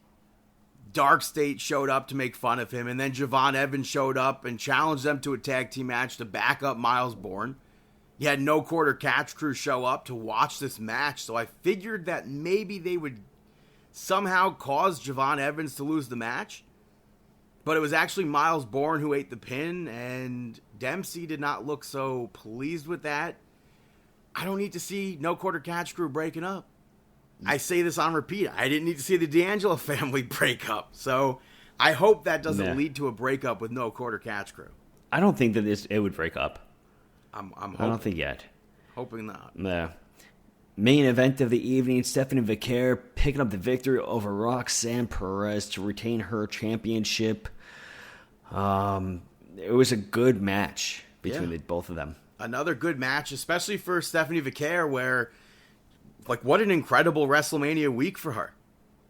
You have Stand and Deliver, you have Monday Night Raw, you have this episode of NXT. You had Roxanne Perez cheat to get the upper hand a bit in this match. I liked the use of the attached ramp with Stephanie Vicaire doing the springboard crossbody onto it. Mm-hmm. She eventually hit the SVB, picks up the victory. Fully expected Julia to show up and interrupt this match. Maybe, I guess it, in hindsight, would have pissed me off because they did that on Monday Night Raw. So I'm glad. I also thought we would see Cora Jade in this. Mm-hmm. But that didn't happen. And then we saw Julia come out afterwards. Jordynne Grace also showed up like in a balcony to stare down at them. But the main focus of this was Julia. So, like you were just complaining, no triple threats. I don't need to see this as a triple threat, and I really hope this is not going to be a triple threat.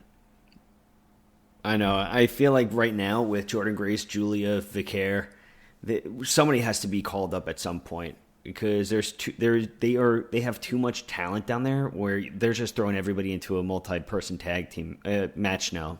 Well, I think it's safe to say Roxanne Perez has to be coming up soon. Yeah, I would say Roxanne Perez gets called up, but let's not do a triple threat, please. Like, I would prefer to see Vicaire versus Julia one-on-one. Yeah. Well, I mean, we just saw that, so I don't even want to see that again. I think the match was fine itself, so I wouldn't mind a rematch. That quick, though? I mean, they just did it at MSG. Which it would be like 2 months later. I'd rather throw Jordynne Grace in there versus Vicaire. It would be like 2 months later, though.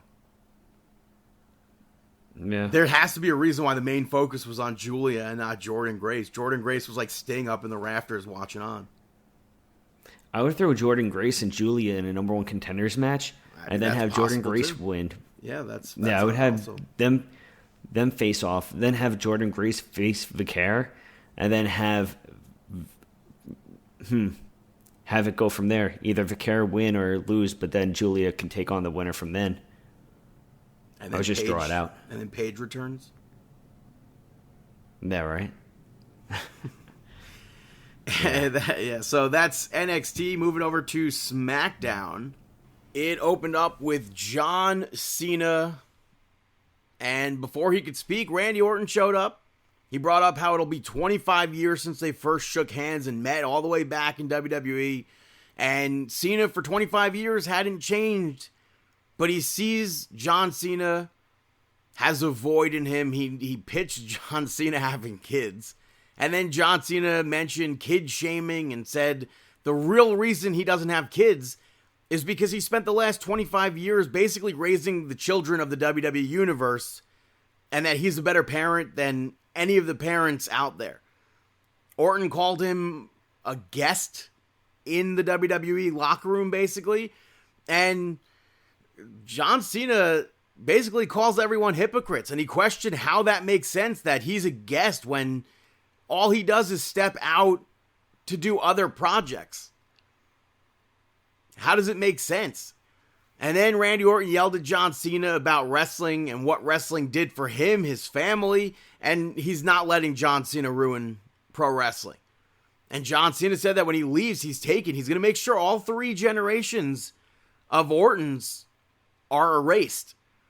And Randy Orton challenged John Cena to put the championship on the line right then and there. Cena said no. And he brought up Backlash in Randy Orton's hometown, like we said before. And then he threw the championship at Randy Orton. He attacked Randy Orton. And he went to attack Randy Orton with the title, but Randy Orton ducked that, dropped him with an RKO. Cena's laid out in the same position he's been in the past 4 times, I think we've seen John Cena laid out.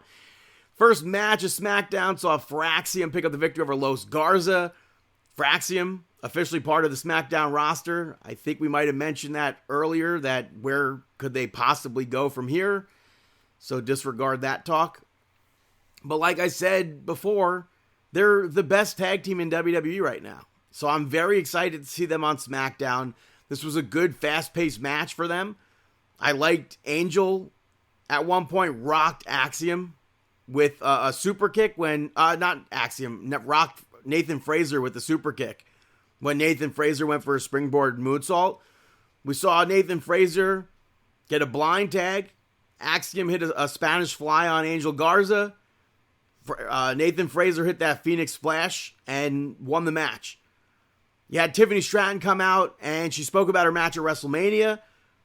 Said that there's only one Tiffany Stratton. Jade Cargill showed up and said that since she's done with Naomi, she has nothing but time, and it's time to remind everyone why she's in WWE, the championship. And Tiffany Stratton called for a referee to have a match right then and there. WWE claims this ended in a no contest, Jade Cargill versus Tiffany Stratton. I thought it was a DQ. It doesn't make sense that it's a no contest, but as far as the match goes, I liked when Jade Cargill countered the Alabama Slam with a powerbomb. I thought that was nice, but Naomi got involved, and she attacked Jade Cargill. I feel like you had to have seen that coming. The reason why I don't think it should have been a no contest is because Naomi attacked Jade. Obviously, after that, much after that, in my head at least, Tiffany Stratton, she stared down Naomi before Naomi went to leave. Nia Jax attacked Tiffany Stratton. That is why I guess WWE calls that a no contest. But to me, it was a DQ, but whatever. Later on, Bianca Belair was interviewed. She said that she broke some fingers at WrestleMania, but has unfinished business on SmackDown, which I assume she's alluding to Jade Cargill and Naomi. Nia Jax spoke to Naomi and also told her to stay out of her way when it comes to the championship. Maybe we see them team up or something. I don't know. Yeah, Jacob Fatu. The fans booed the heck out of Solo Sikoa here, but Jacob Fatu, super over. And Solo said that he's the reason why Jacob Fatu is champion. He brought him into WWE. Jacob Fatu ripped the microphone from him and said that he told Solo he was going to win that championship, and he did it without Solo. And then LA Knight came out, asked for a rematch on SmackDown. McIntyre showed up and said he wants to fight Jacob Fatu. It almost turned into LA Knight versus Drew McIntyre. And Nick Aldis came out and told them, go to the back, get ready for a match. We'll have an actual match for a number one contendership. And then later on, Drew McIntyre defeated LA Knight via disqualification to become the number one contender. That was a pretty standard match, but I don't say that in a bad way. I think both of them worked well together. I'm definitely more interested in seeing Drew McIntyre versus Jacob Fatu. And like I said before, LA Knight, I think we need to see him win the Money in the Bank. But Solo Sikoa showed up and hit LA Knight with the Samoan Spike behind the referee's back.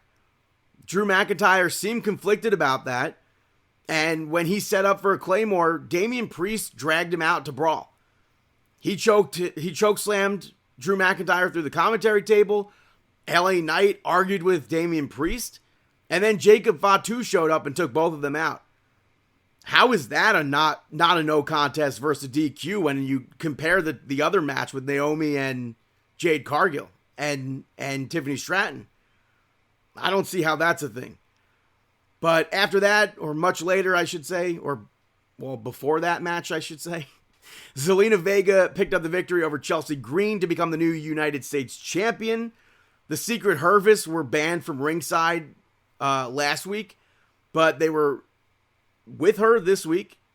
They were able to get involved multiple times, and then at one point, the referee sees Piper Niven cheat. The referee sees Alba Fire cheat, tosses them from ringside, and then Zelina Vega hit that code red and won the championship. I was completely unexpected. I wasn't expecting Zelina Vega to walk out with her first singles championship in WWE. I'm happy for Zelina Vega. I would like to have seen that reign for Chelsea Green go much, much longer. But we'll see where it goes from here. After that, backstage, Mello, Miz were talking to one another.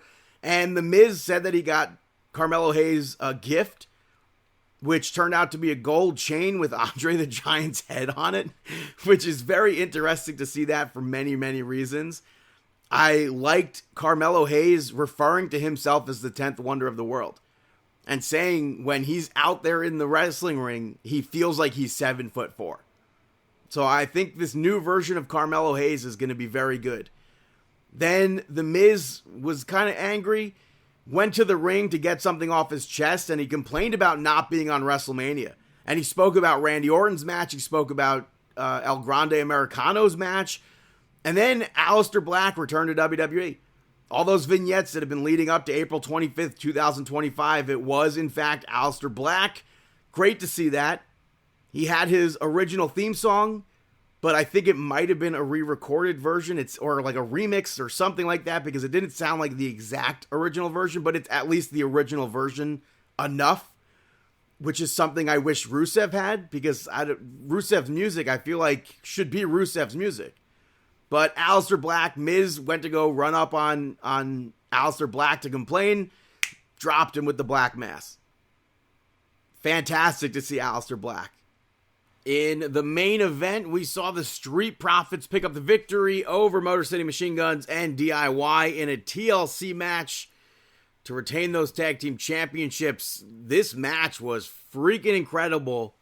But before I talk about the match, I want to say I'm glad that Tommaso Ciampa is okay after he unfortunately fell over this past weekend, busted his chin open, leading to him having to shave his beard. But as far as the match, like I said, man, this was fantastic.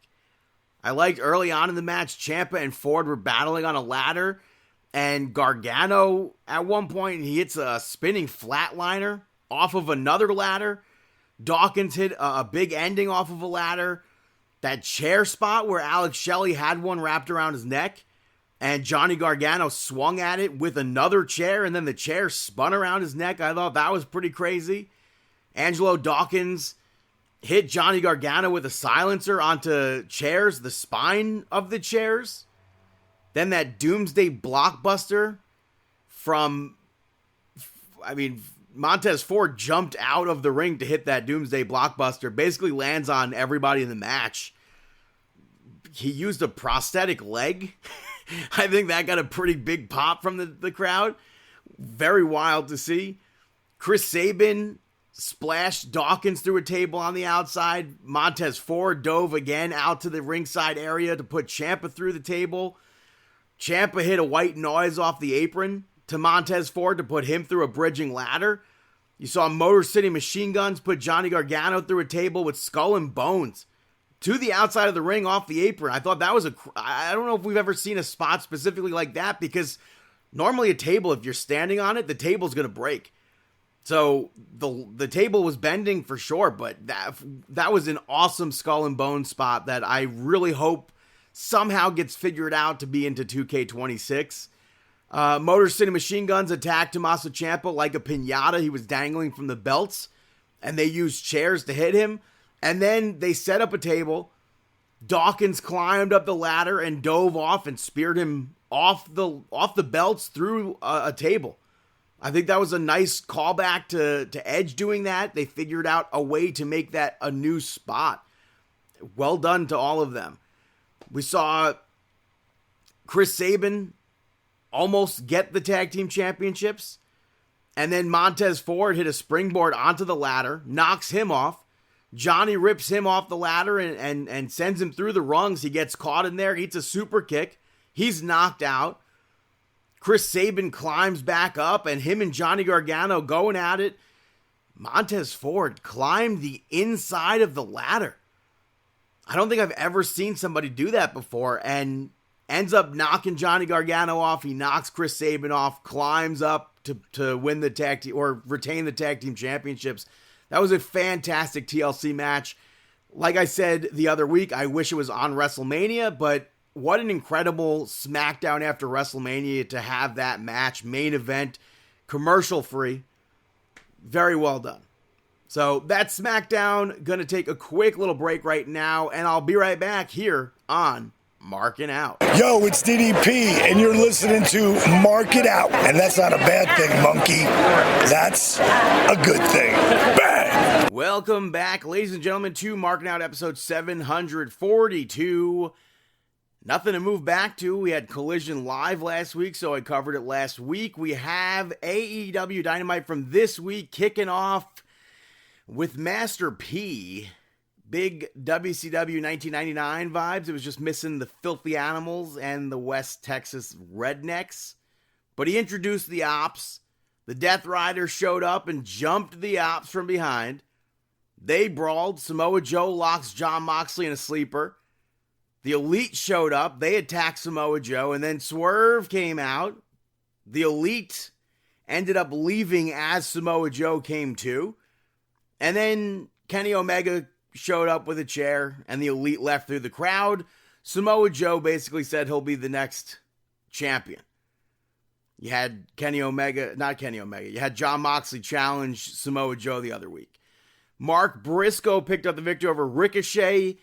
I thought this match was fine, but I went into this match thinking there was absolutely no way in hell Ricochet was losing. So I was very pleasantly surprised to see Ricochet lose. Mark Briscoe rolled through a pin to pick up that victory. I find it very hard to believe that the referee didn't see Ricochet's feet on the ropes, but Mark reversed that pin regardless, so it doesn't matter. And then Ricochet attacked Mark Briscoe afterwards. Kevin Knight made the save before he could stab him with those giant gold scissors. You had a segment with FTR. Tony Schiavone went to announce them. And then Malcolm Bivens, Stokely Hathaway came out. He interrupted them to announce FTR. He ran through their suspension and he spoke about everyone else in AEW. That's literally, they've done much worse. He named Hangman and Jon Moxley. He's not wrong. And I said that last week in regards to FTR, because it's absolutely ridiculous that the Death Riders are allowed to do everything, literally everything, week after week after week, and FTR gets suspended because they put their hands on Tony Schiavone. Get out of here. So Stokely ends up announcing that he is now FTR's manager. I don't know how I feel about that, but eventually FTR mentioned Rock and Roll Express, who were sitting there ringside. They asked them to come to the ring, and every time Dax would ask them questions, he would interrupt. He would cut Ricky off before Ricky could answer.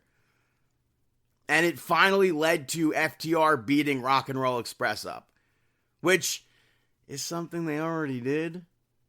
And then they were great friends. They even joked about it. I believe this was January, if I'm not mistaken. They joked, "Oh, sorry about last time." Well, now there's a this time. And then the Paragon ran them off. They showed up way too late. Yeah, the Young Bucks pick up the victory over Kevin Knight and Mike Bailey. You had Swerve and Omega come out during that opening segment. Why were the Ops, Kenny Omega and Swerve, not part of this segment? It made no sense. Kevin Knight stopped Ricochet prior. Where was Ricochet the whole match? At least Ricochet showed up to essentially cost Kevin Knight the match. But nobody from that opening being part of this, I thought was just bad. Especially the fact that Swerve said, "I'm going to hunt the Young Bucks." Where's this hunting? What is he, laying out traps that we just don't see the traps? He was there in the beginning, like I said, and then he just disappeared. He's gone. This match, there was hardly any control from the referee, which I think is to be expected at this point. But it was just a giant indie tag team match. They had a chicken fight even. It's not bad, but that's not what I care to watch on television. You had the Hurt Business come out, and MJF showed up in a very expensive car. He came out before Bobby Lashley could speak, and he asked for the vote. And I guess after the stuff from last week, Shelton Benjamin was leaning towards a yes, and Shelton said it's not because of everything from last week. So thank God it wasn't for what that was, because I thought that segment was trash. But Shelton said it's because MVP. He believes in MVP, and that's why MJF is getting that. And then MJF apologized to Bobby Lashley and said that he'll give him his car if Bobby Lashley gives him a thumbs up. They go backstage. It was a super awkward moment because they have to go from the live bowl to where MJF's car was. Commentary is trying to cover up for the lack of TV there, I guess. You could have just had a live crew follow him. Did they not think to do that? I thought that was goofy. And then they're like, oh, wait. And then they had to cut back to the footage of the car. But backstage, Bobby Lashley takes the keys, gets in the car, gives a thumbs down and drives off. And then MJF and Hangman traded insults after that. I'll put a pin in Hangman. Don Callis family picked up the victory over Brody King and Will Ospreay. I don't know why this match took place. I don't know why they were teaming. Brody King and Will Ospreay. It was Owen Hart related, I guess, but I didn't get it. Ultimately, I really think this was just to get Will Ospreay and Takeshita in the ring again. You had Lance Archer show up to distract the referee. And of course, because Brody King is Brody King 2025, he doesn't look strong. He doesn't look like a powerful beast anymore. He was the one that ate the pin. Yet the family continued to beat down Brody. Will Ospreay jumped in there. He got put down.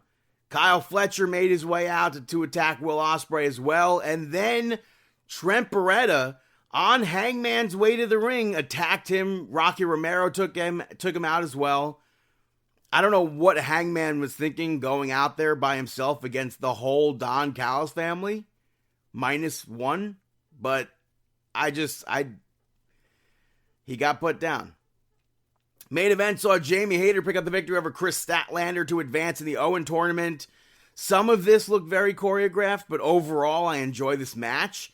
Jamie Hayter, towards the end, she hit a Haterade when Chris Statlander jumped off the middle rope. And then she picked Chris Statlander up, hit another Haterade to pick up that victory.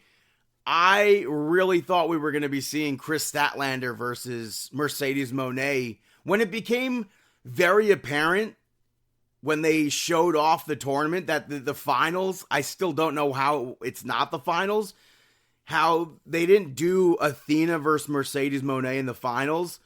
After that became apparent that they weren't doing that, it seemed like it should be Mercedes Moné versus Chris Statlander.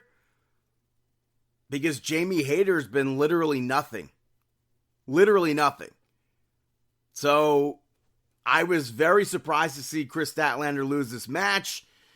Mercedes showed up afterwards to stare Jamie Hayter down, to dance while commentary spoke about everything but them. All the matches that are coming up for TV for this week and next week. I thought this was not a good episode of Dynamite. There have been way worse episodes of Dynamite, but there was just so many things all over the place and not in order even. It just seemed very off. But that's Dynamite. Hey, Brandon, got any shout-outs? Brandon, shout-outs. Robert De Niro. The first shout-out goes to Number One Happy Family USA, which is a new animated show on Amazon Prime from comedian Rami Youssef. It's based on his memories growing up, navigating living in the United States post 9/11 as an Egyptian American. Part of him and his family. You got Mandy Moore, Kieran Culkin, some of the voices, Timothy Oliphant on the show. So, like I said, it's on Amazon Prime. I enjoy it. It's a. I'm not familiar with it. Well, it just came out, so now you're familiar with it. Maybe you'll check it out. You don't have Prime though, do you? No, I do not. My next shout out goes to Companion, which it's a new movie out on Max, starring Sophie Thatcher and Jack Quaid. It was in theaters back in January. Don't think I heard anything about it back in January, but it's a horror thriller film. Tiny bit of comedy in there. But she's an AI companion robot who basically becomes self-aware. Oh, I started watching that, I think. And I don't want to say too much about it, but the trailer hooks you in to where you think you're about to watch a rom-com. I just spoke about that a few months ago maybe, where it then turns into her literally stabbing you right in the neck. So you're not watching a rom-com. So spoiler. Well, it's in the trailer, so. But I thought it was an interesting movie, so check that out on Max. And then my final shout out goes to The Rehearsal, also on Max. It's back for a second season after 3 years, which it's like crazy that it doesn't feel like 3 years went by since the last episode of The Rehearsal. But if you're unfamiliar with the show, it's a docuseries from Nathan Fielder. So if you're unfamiliar with Nathan Fielder, it's quite possibly one of the most bizarre shows out there, where season 1 you saw him basically, he would rehearse different scenarios with outcomes of like anything that could possibly happen when they actually go out and do it. Yeah, so it's a weird show. Like his comedic deliver, like, yeah, Nathan it's very Fielder, dry. He had the show Nathan For You. It's, I guess, part of that they did on there as well. So it's like, it's very, very bizarre and out there. And this season, it seems like they're going to be trying to tackle making the airlines safer, I guess, but with also doing the same bit of rehearsal. So yeah, I saw one clip. I don't know if it was from this, but where they had a haunted house. A haunted house? Yeah, it was him where he invited people to come into the most scary haunted house of all. Oh yeah, that was Nathan For You. Okay. Yeah, that's the thing. His delivery is just so dry. Where, like, at first when I started watching it, I didn't realize that, I didn't know that it was a comedy or I don't even know what to call it. You hear that evolution? Is it a comedy? Helicopter? Yeah, it's supposed to be comedy. But yeah, that's like the same in this. If you watch the first episode of this season, it like perfectly explains. Is it a comedy? Like it literally tackles how, if it is or whatnot. I don't know how he got HBO to recreate an airport terminal. I feel like that has to be like the full budget for the show at that point. Mm-hmm. So, like I said, it's out on Max. Check that out as well. Those are my shout-outs. Now it's time for our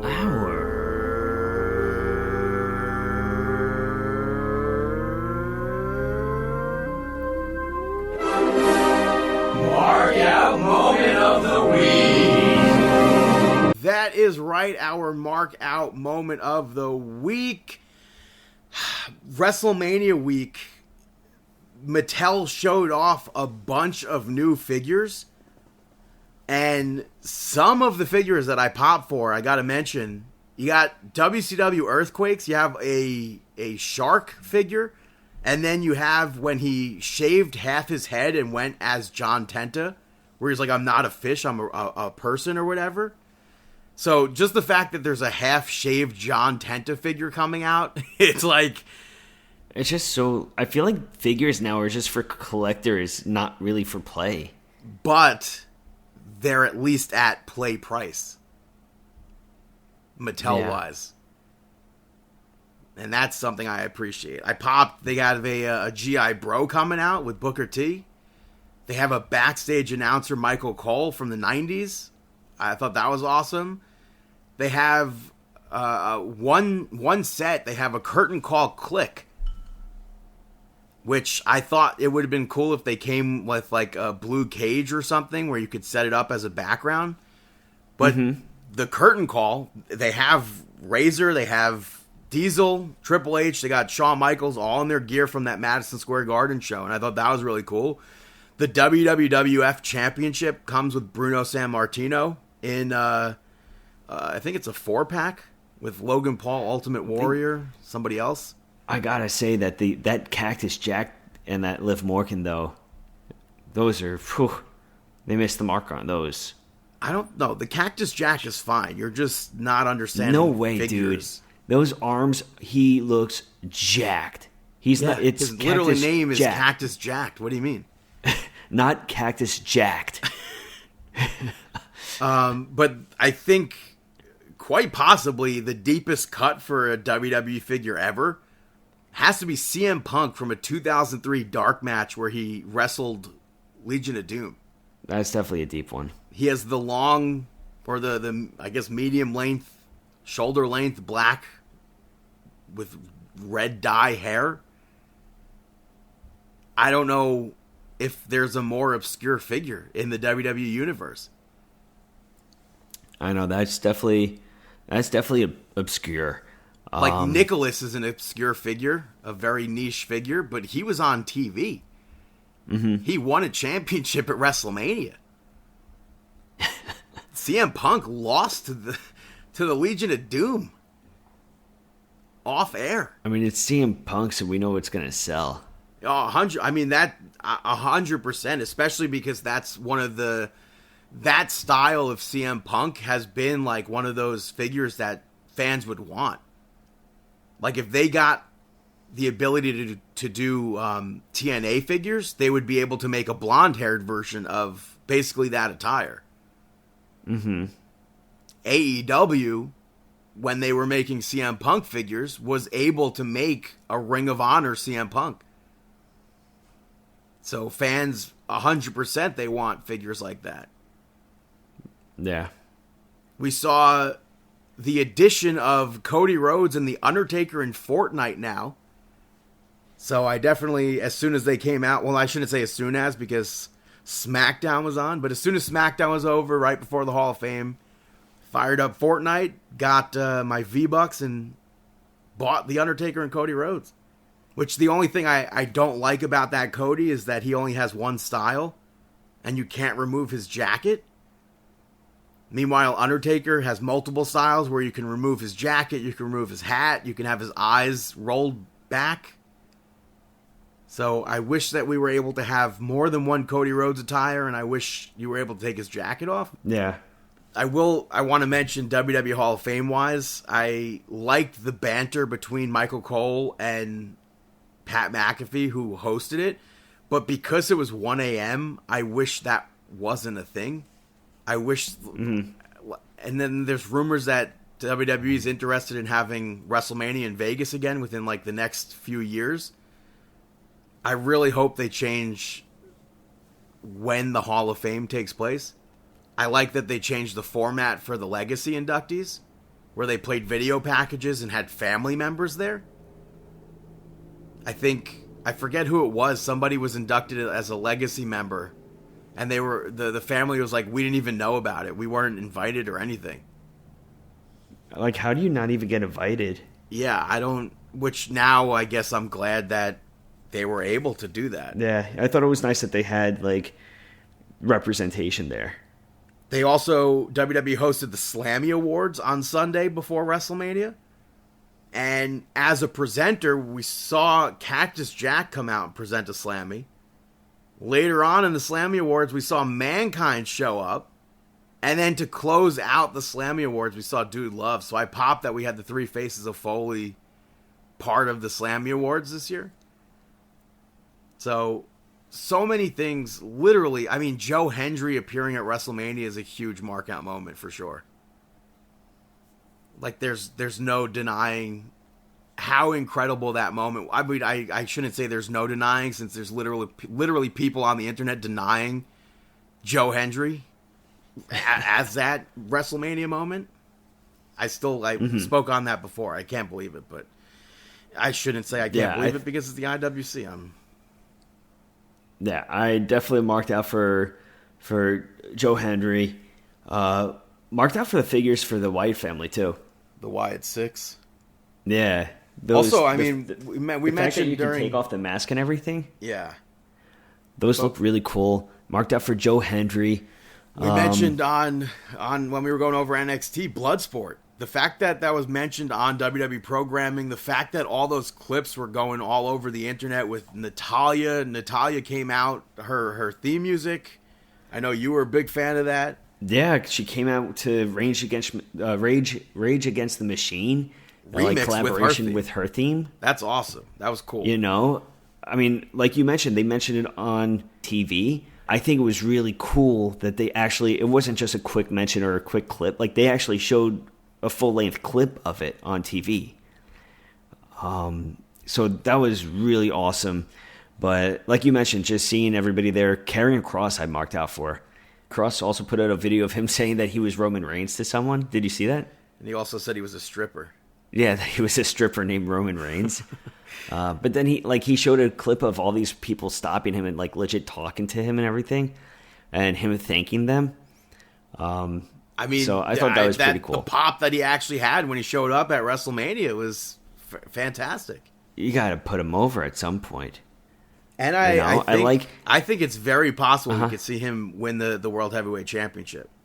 I'm not saying anytime soon, but I think it's very possible. Mm-hmm. So, any other mark out moments? I mean, Sabu, I think, retired. Oh, we should probably mention that. Yeah, he faced Joey Janela. The spots that Sabu was doing at his age, absolutely insane. Yeah. Especially a few years ago, it seemed like he couldn't even walk properly. Mm-hmm. So, good on Sabu. I truly think he's a person who should be in the WWE Hall of Fame. Yeah, I guess so. I also, what was it? I marked out for the return of Matt Cardona to the WWE, kind of. the Hall of Fame in the background next to Road Dogg, and then on WWE.com as well. Yeah, so that's always a mark out moment where you get to see the return. Those are the mark out moments of the week. That is episode 742. Thank you so much for checking out Markin Out. You can follow us on Twitter at Markin Out, at BTTG161 on all platforms. Chris Sweendog, CM Sweeney85, David PTDPT, Facebook.com/Markin Out, YouTube and Instagram Markin Out 11, ProWrestlingTees.com/Markin Out if you'd like to purchase some merchandise to support us that way. We would greatly appreciate that. You could also rate, review, and subscribe on Apple Podcasts, Amazon Podcasts, Spotify Podcasts, iHeartRadio. You could listen on YouTube, markinout.com, and we wish you the